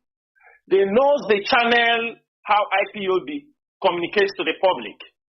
They know either it comes through a press release from a more powerful or through Radio Biafra platform or through the official handle of IPOB at the DOS on Twitter. The DOS is not on Facebook. The DOS officially is on Twitter. And that's where most of our official correspondence goes through. But now we realize how many people are using unverified sources to promote things. That is how you know that the Nigerian government seriously sponsoring all these agent provocateurs to make sure they discredit and tarnish the image of IPOB and makes our people to turn against this struggle. But I thank every IPOB member. I thank all of you, the IPOB media warriors, IPOB principal officers. All of you have put up a gallant fight during these 2 years. Mazi Nwachineke was renditioned from Kenya to Nigeria. In 2 days' time, we are in a week that we were missing Mazi Nwachineke. We did not know what happened to him. On 19th June 2021, Mazi Nwachineke was kidnapped in Kenya. This period is the period when we were looking for Mazi Nwachineke last 2 years. It was at this particular period that some of us who do work with him directly were asking, where is Mazi Nwachineke? And the most times when we could not reach him, we do reach a family member who continually told us he was in the mountain praying. This is the week. This week is a remembrance of what happened to us last 2 years. When we were asking continually and even deceptively, the person will come and deliver some message, trying to play the mind that all was well at that particular time. And in 2 days' time, on 28th, actually today is Sunday. I want Biafrans to remember. This is a Sunday that Mazi Nwachineke was renditioned to Nigeria. On a Sunday. It was on a Sunday when they renditioned him from Kenya to Nigeria. They brought him into Nigeria in the evening of a Sunday. But that Sunday was 27th. They brought him to court on Monday. It was 28th. He appeared in a court. In the Bint Anyako's court. I want every Biafran to know that this week is a very important week in what we are doing. And for that reason, today, we are not going to take questions and answers. We are going to go straight to the point. I'm going to explain to our people, clarify our people certain things. Because we are in a stage where there are many saboteurs. I mean, high-level saboteurs. We are in a stage where all of them are manifesting very openly for people to understand that all they have done all these years, that they have failed. And since they have failed, they have no other reason than just come out and continue to make a mess of themselves. In our topic today, I decided we are going to make a general briefing on the Biafran struggle and putting this cryptode called Asari Dokubo to where he belongs. One thing people fail to understand, and in Nigeria, this attitude that people always forget very easily. People forget easily. 15 minutes, they have all forgotten everything. For some of us who have lived beyond the borders of Nigeria, we know how people behave, know how other countries, people that have developed in our presence, in this year 2000, from 2000, people that have developed their countries, understand their mindset. But our people don't want to. Sometimes I'm really, tired seeing the way our Igbo people and we Biafrans behave. It's really a difficult task to work with our people. Because tomorrow the same cryptos can come out and talk about Biafra. You will see people will be jumping, clapping, Asari Kubo. Who is talking about Biafra? If you are talking about Biafra, what do you want the international community to see from somebody like Asari? I do all these things at the early stage, and I said about it.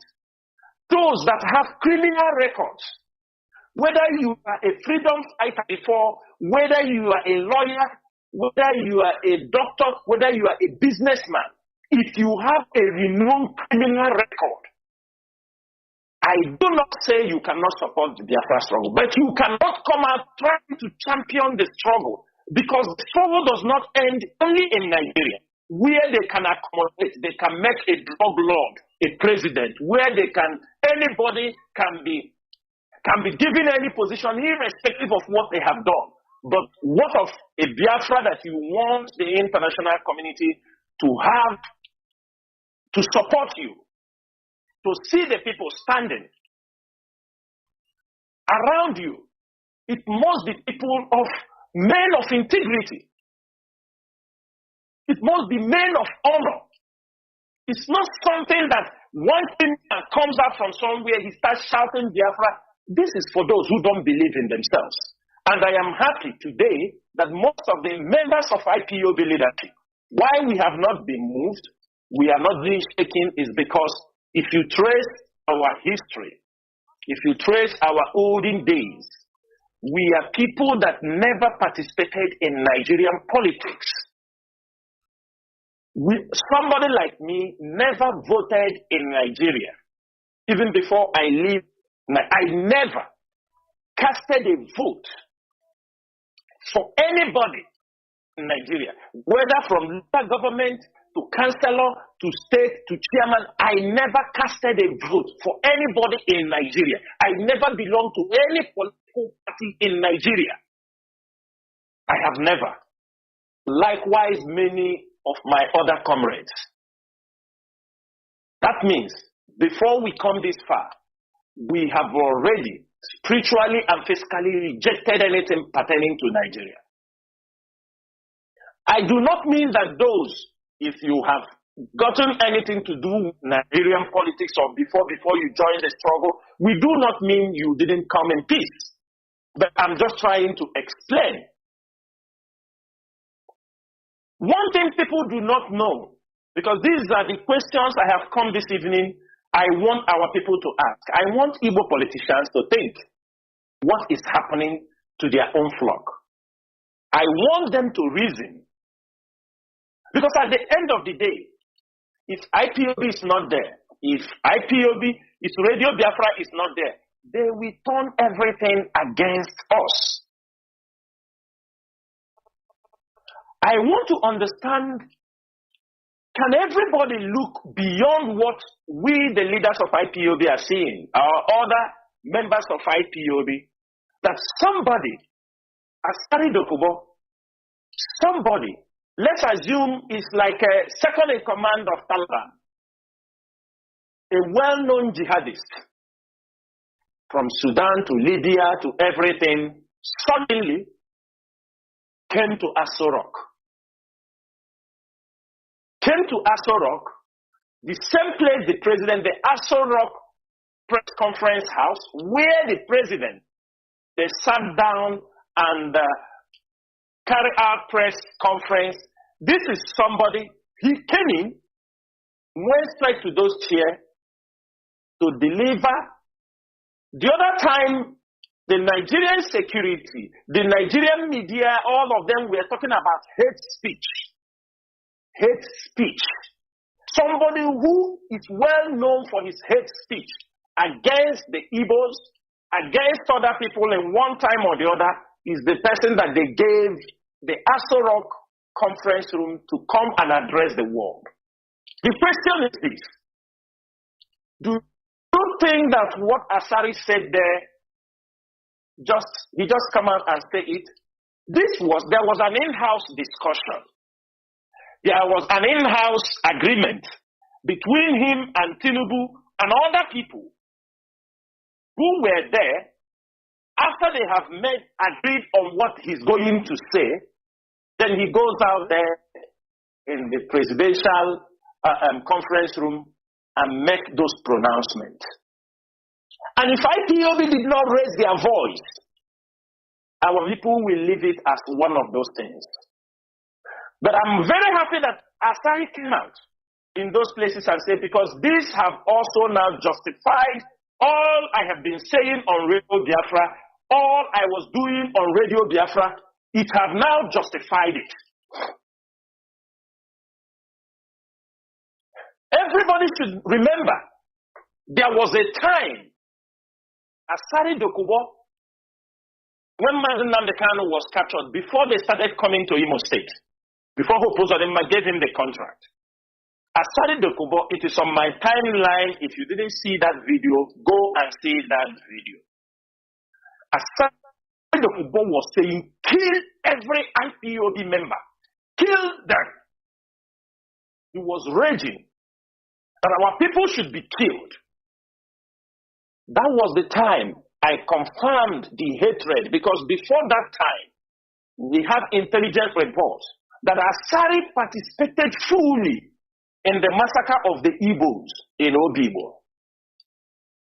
When those reports came, I did not believe them very well, because we know Nyesom Wike, but when it comes to something to kill the Igbos, Asari Dokubo always play a major role in that.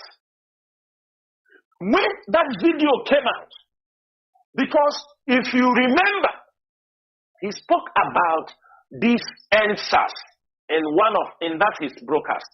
And remember, it was during that NSAS that our people were massacred in Obibo. It was the NSAS issue, because Tinubu's name was mentioned, that Onyendu was encouraging Nigerian youth to take their country back. Asari was furious. And all these things he said has been there, but sometimes information comes to the leaders, we try to weigh in, because we don't want to blackmail anybody. We don't do blackmail. Whenever we are coming out to say something, we want to be very sure. When the problem of Obibo happened, somebody told us that, look, the men on ground tell us that Asari is participating fully in massacring Igbos in Obibo. But it is under coverage, it's a clandestine operation. And there is one of our brothers today, he was not even an IPOB member, but he was a sympathizer. He is still taking treatment because they took him, broke his legs, broke this thing. He is still somewhere now, getting to 2 years taking treatment. He cannot walk. They know who I am talking about if Asari is listening. What I'm saying here is, I have been coming on radio. When we started Asari Dokubo, the killings, when we started pushing that Asari Dokubo have signed a contract to come to kill Igbo people, I said it on radio when I spoke about Nyesom Wike when they were carrying our people. Hope of them entered. Nyesom Wike, it's not today. Forget about the APC something Nyesom Wike meant. It was all planned. I want everybody to go back.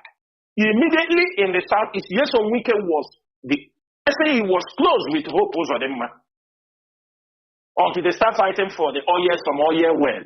He was close. He is the one, he gave him voice. He recommended Ospak. When Ospak came to Imo State, many of them were killed. They retrieved Asari Dokubo, took over the contract. Because he did it in Obibo. He came in.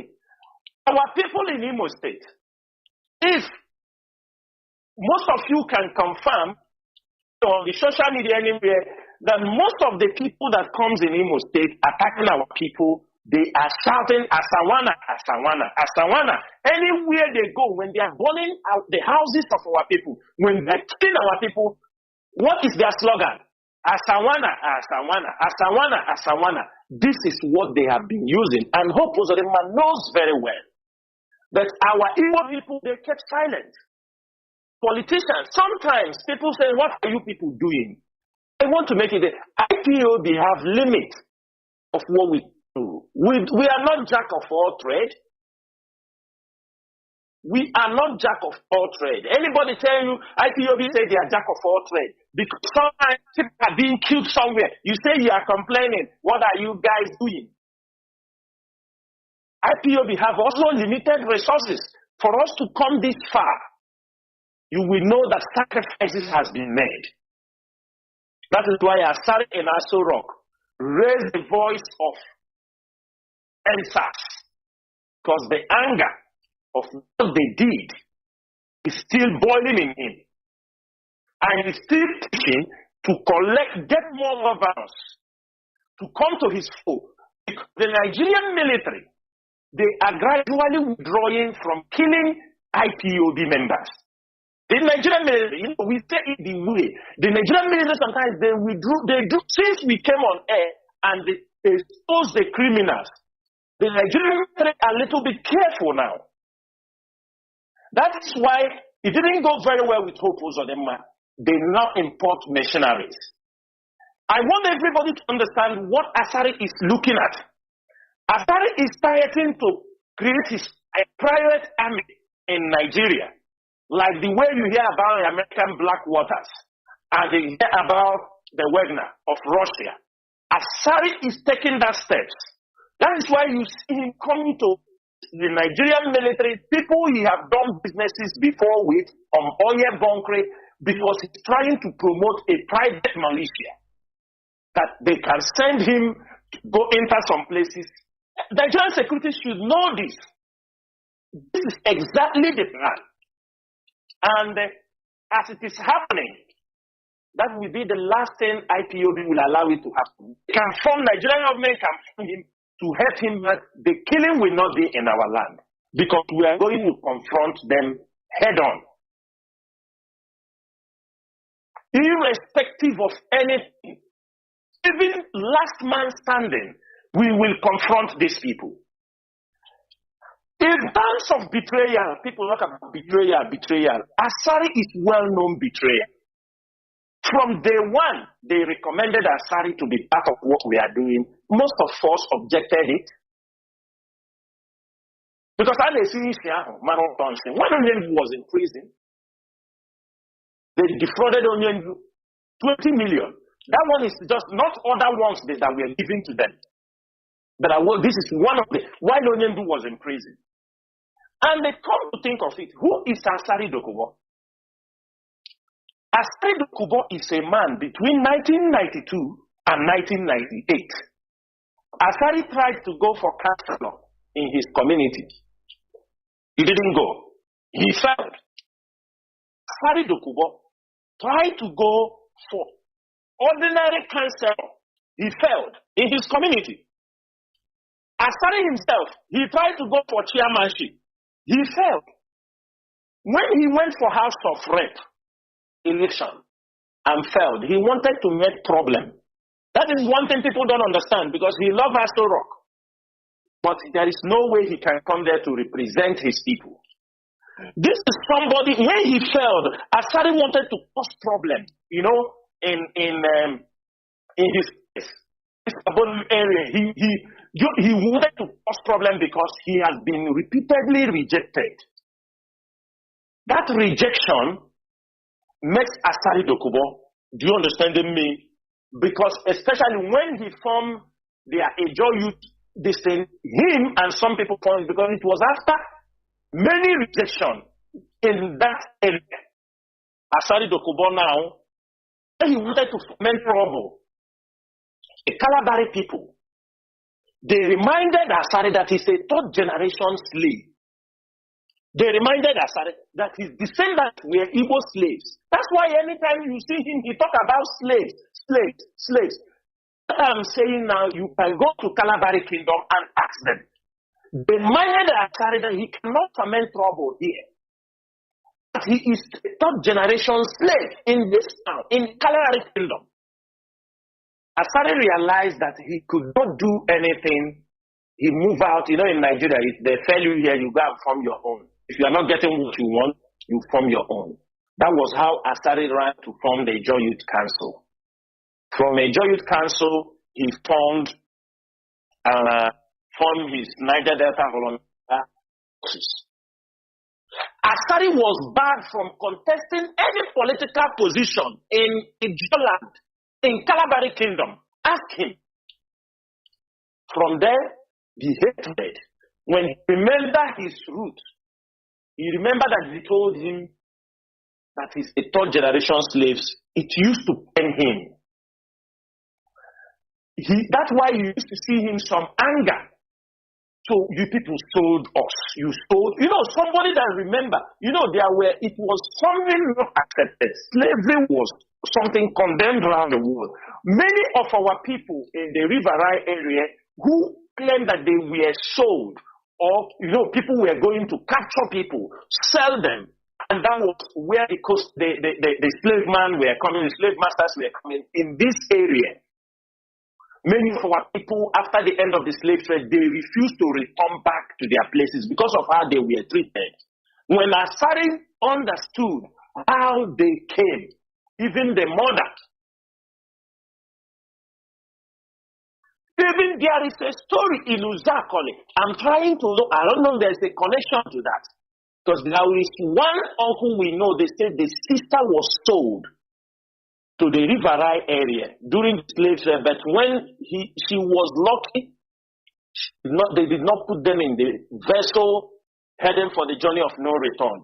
And after she married in that place, have children, she bade the children never to have anything to do with the Igbo people. That was also one of the disadvantages of the slave trade. Now, we talk about betrayal. Henry Oka, all of you know Henry Oka. Asari deceived this man that he will do this. The man sold his properties. Both in South Africa in many places, hand over to Asari Dokubo. Asari Dokubo ate the money. Today, Henry Oka is in prison in South Africa. Asari Dokubo, realizing that the son of Henry Oka can take revenge against what he did to the father. Son of Henry Oka is also in prison in Abuja. He's in prison. He also sold him out. And the boy is serving a prison sentence in Abuja. I'm telling you people about Asari Dokubo so that our people, not tomorrow, after we have displayed this hatred in Aso Rock Conference Hall, tomorrow some of you will come again and start clapping for this criminal. Asari Dokubo himself, everybody knew.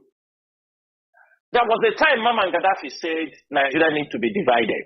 That was one of the things Asari sold to the Islamic group in Libya. Asari defrauded Mama Gaddafi. Defrauded him. Huge amount of money that is going to declare a Niger Delta Islamic Republic. Asari Dokubo. When he took the money, he returned back. He never declared anything. Instead entered into more oil bunkering, pirates, kidnapping, and all these things. In Libya, they gave him person non grata. Asari cannot go for betraying the Mujahideen. This Islamic group is using them. He says it's Mujahideen. He betrayed the Mujahideens. He betrayed them. The money collected from Mama Gaddafi, that was the first hope. Asari went there to talk. Once in a time, I visited the school where people spoke about him in Maracas, Sudan, in Khartoum. He studied in Maracas, African International University in Khartoum. I met some people who spoke about him in Maracas when they were doing their Ahwan Muslimin, the Muslim Brotherhood, and Hijra wa Talfiya. These are people with the information we knew about this man. Most of us never asked his ways. It was this betrayal that Asari did. The Fulanese, Muhammad Buhari, he's the champion of Islamic because he disappointed Muhammad Buhari because these were people they're supposed to work together to Islamize Biafra land. He was the contact point for the mission to Islamize our area. That is why I don't like him. He hates him. And that leads to, you see, during that time that they hate him, Asari Dokubo now goes, start showing people all the line. This is the line for kerosene, line for gas. Because he was into oil, he knows them. He knows everything. That's why Buhari never gives him any contract. He now turns to Tompolo and hands it over to Tompolo. And that is one of the anger. And what Asari came now to do is trying to take over that contract they give to Tompolo.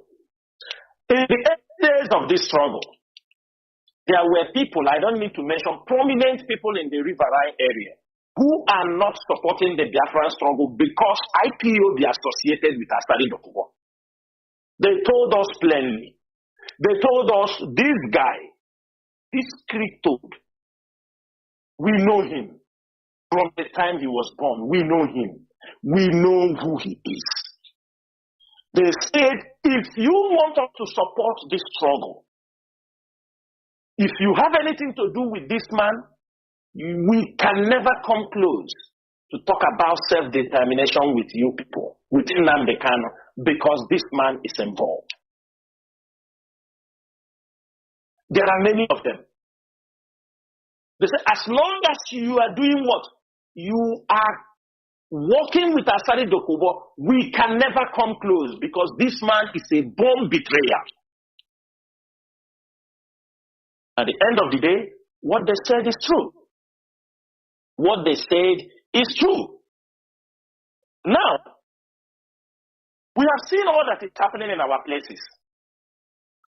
I want everybody, write it somewhere that me, China Samoru, said, when the rendition adopted Mazi Nwachineke, Asari Dokubo was using the tension in our place, threatening big people to collect money from them. And I will give you one example. I know when I say this thing, take it anywhere. As tension was gearing up in our place after rendition of Mazi Nwachineke, there was tension. Asari Dokubo used that opportunity defrauding people. Asari Dokubo called T.Y. Danjuma. He called T.Y. Danjuma. He requested $50 billion from him through the wife. The wife is from Edo State. Go and ask him. That if you see there is tension in Biafra land, there is everywhere. If he don't give the money, that they are going to burn down his oil wells and they do this, do that, the woman make arrangements for them to meet in Lagos for settlement. If you know them, ask them. Most of you don't understand why this NMPs in Igbo chat never works. It's because of Asari Dokubo played a very vital role. After refining oil, they have a point. Asari Dokubo, he paid some military people. That's why he used to talk about military, because that is what they were doing, and it is not, that place has shut down.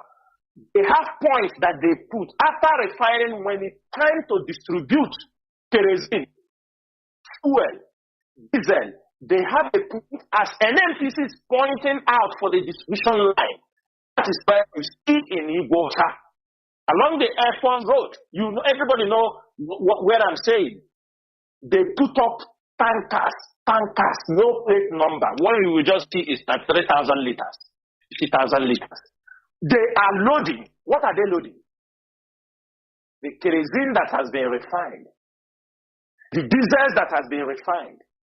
They tap it at a junction that if an NPC is pumping any refined product, this refined product supposed to go to other stations, go to Lagos, go to other places to supply. I'm telling you, they bridge it overnight. They 100 tankers. They continue. All effort will be in futility. Asari Dokubo. That is where he stole the money, make everything he used. And most of the boys he did those work. All of them, he has killed almost all of them. None of them is still, most of his frontline boys. Ati, where is Alati Asari Dokubo? Where is General Playboy? Where is Awala? Where is General Danger Diabolic? All these people were people Asari Dokubo used in all this business. He killed all of them. Playboy he was the last person that died. He set him up. General Playboy was the last person killed. Because he said he communicates with IPOB, he will do that one now. I said, he go and beg him and not do that. He doesn't know that man will never forget. His families are wallowing in poverty as we are talking. During the 2009 amnesty program that they gave, Asari told all of them. That's why most of those boys, we see them begging, because Asari told all of them. Nobody should take the amnesty. If they take the amnesty, that is a criminal offense. But Asari left all of them in the Niger Delta. Every day he was sleeping in Niger Delta Amnesty office in Abuja. Kingsley Kuku, the former director of Niger Delta Amnesty, Asari, and with him, there was a time EFCC, as I'm saying, EFCC they are listening.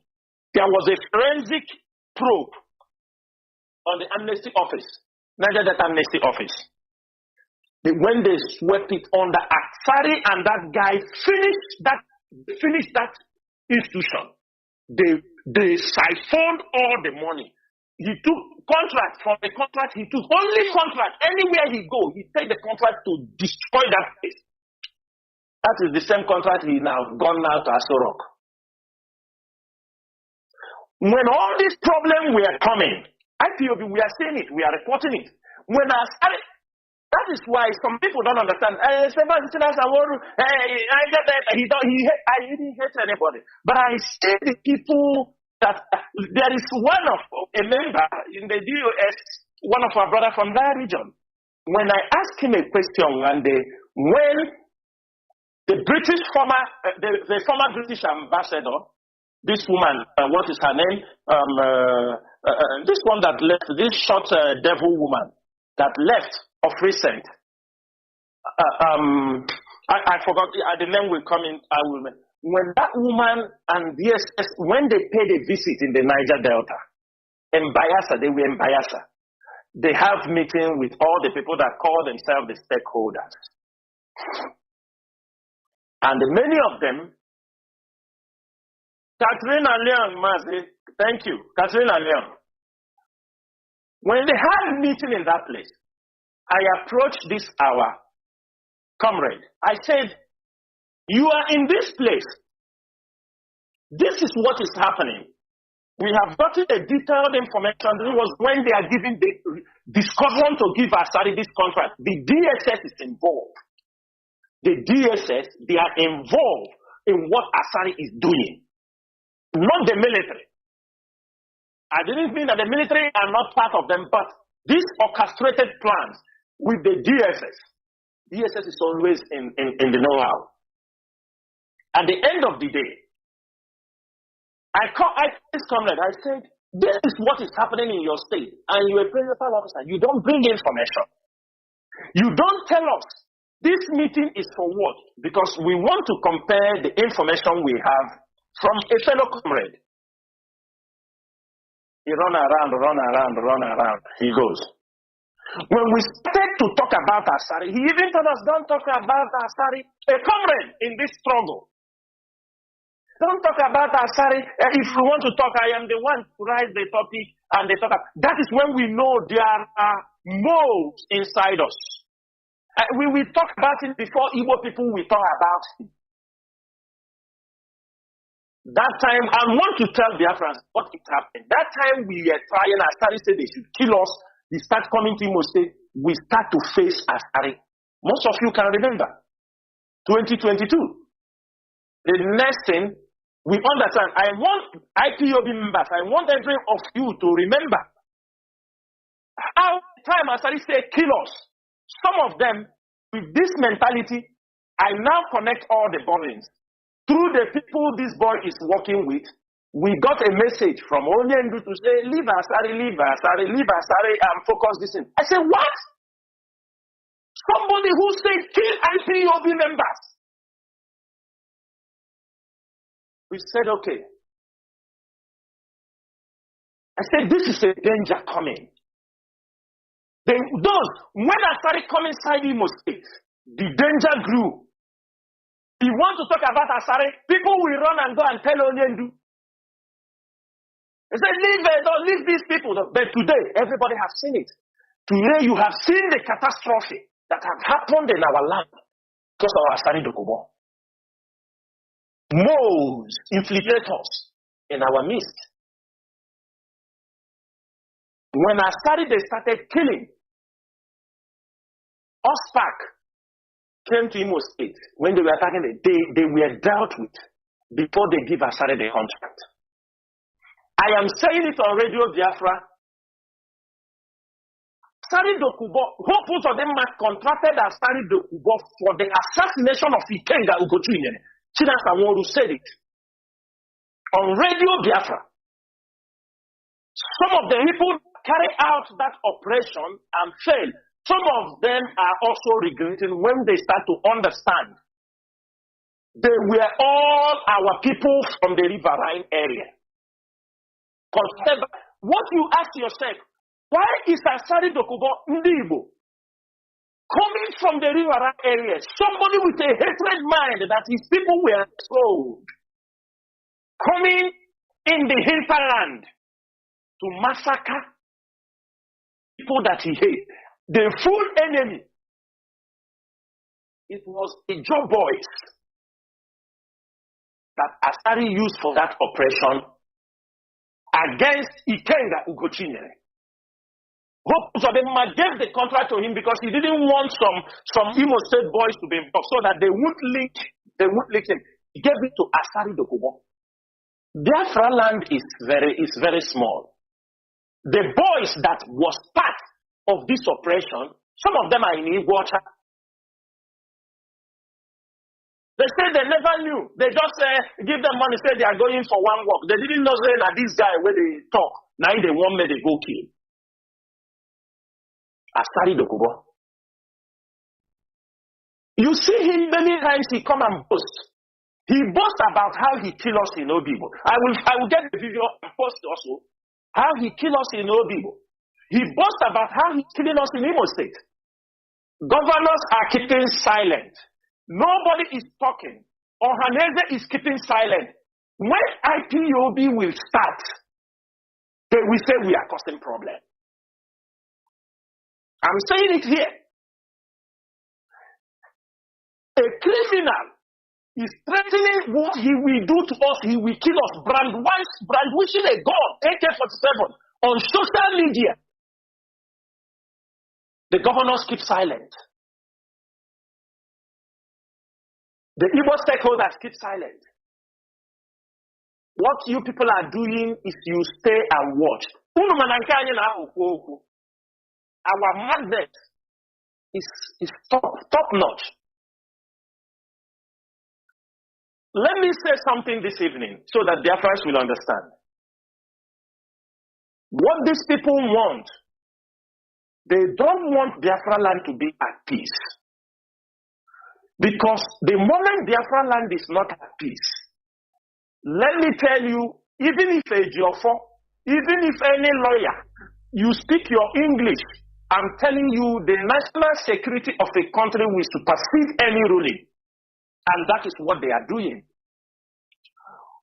Some of you in the social media, you talk, they gather these informations, they harvest them, they give it to those Supreme Court judges. They are not now ruling on Mazi Nwachineke to come out. They are now handling the issue on national security. That is why all of you should be very careful. What this Eperima, his utterances, what he is saying, what baffles me, I can't believe that human can reason, that this stupid guy will go. Somebody will send in a video. I mean, this criminal in Finland, somebody send in a video of Nigerian soldiers killed in the north by Boko Haram. This boy will use it and give to his members. The members will be making, you see, You see the job we are doing. We are asking the Nigerian military woto woto. We are killing them. And I am asking every reasonable person. These videos, they have been there. These videos, they know where they happened. Most of us knows very well. You will take this video and attach a voice note because you want to collect money from people, because you want to tell people to contribute in your. You say them, you see the work we are doing. You see the work we are doing. The Nigerian military is hearing. The video doesn't belong to you. This is a crime committed in the north by Boko Haram, where soldiers, they ambush soldiers and kill. You attach your voice note. You are claiming that this is what you did. And these things will be used against Nnamdi Kanu. Let me tell everybody one thing you don't understand. Any case, that's what gives many countries the power to detain people. When it's not IPOB that is committing the crime, IPOB is not committing any crime. But the thing is that they are using people to commit the crime. And the stupid people are coming to take glory for the ones criminal activities they are doing. And you think when you do all these things, I have said this thing before. The DSS compiled over 2,000 pages, first volume and second volume. Most of the things these people did, both lies and truth, many lies, audio. You remember when in the High Court, when Labarin wanted to play audios. These are collection of audios they collected both from these criminals, the things, collections. And let me tell you, any judge, based on national security, can decide not to release Mazi Nwachineke Kanu. Everybody hear this one and they know something for yourself if you want Mazi Nwachineke Kanu to come out. We have made it very clear IPOB is a non-violent movement. And by our approaches, in our own tactics, everybody knew. The only people we are confronting head-on, anytime, any day, are the Fulani herdsmen. Even I went somewhere, yes. If you ask me, I say, yes. We are confronting the Fulani herdsmen who are killing and raping and killing our people in their farmlands, destroying our farmlands. We have the ability to confront them, and we will do that no apology. We never ask anybody, go there and kill this military man. We don't ask anybody, go there and kill this policeman. But people have done a lot of things that they took it, they go and do things, then we put it on IPOB. I have said it on here, we have strategies to put Nigeria, to unsettle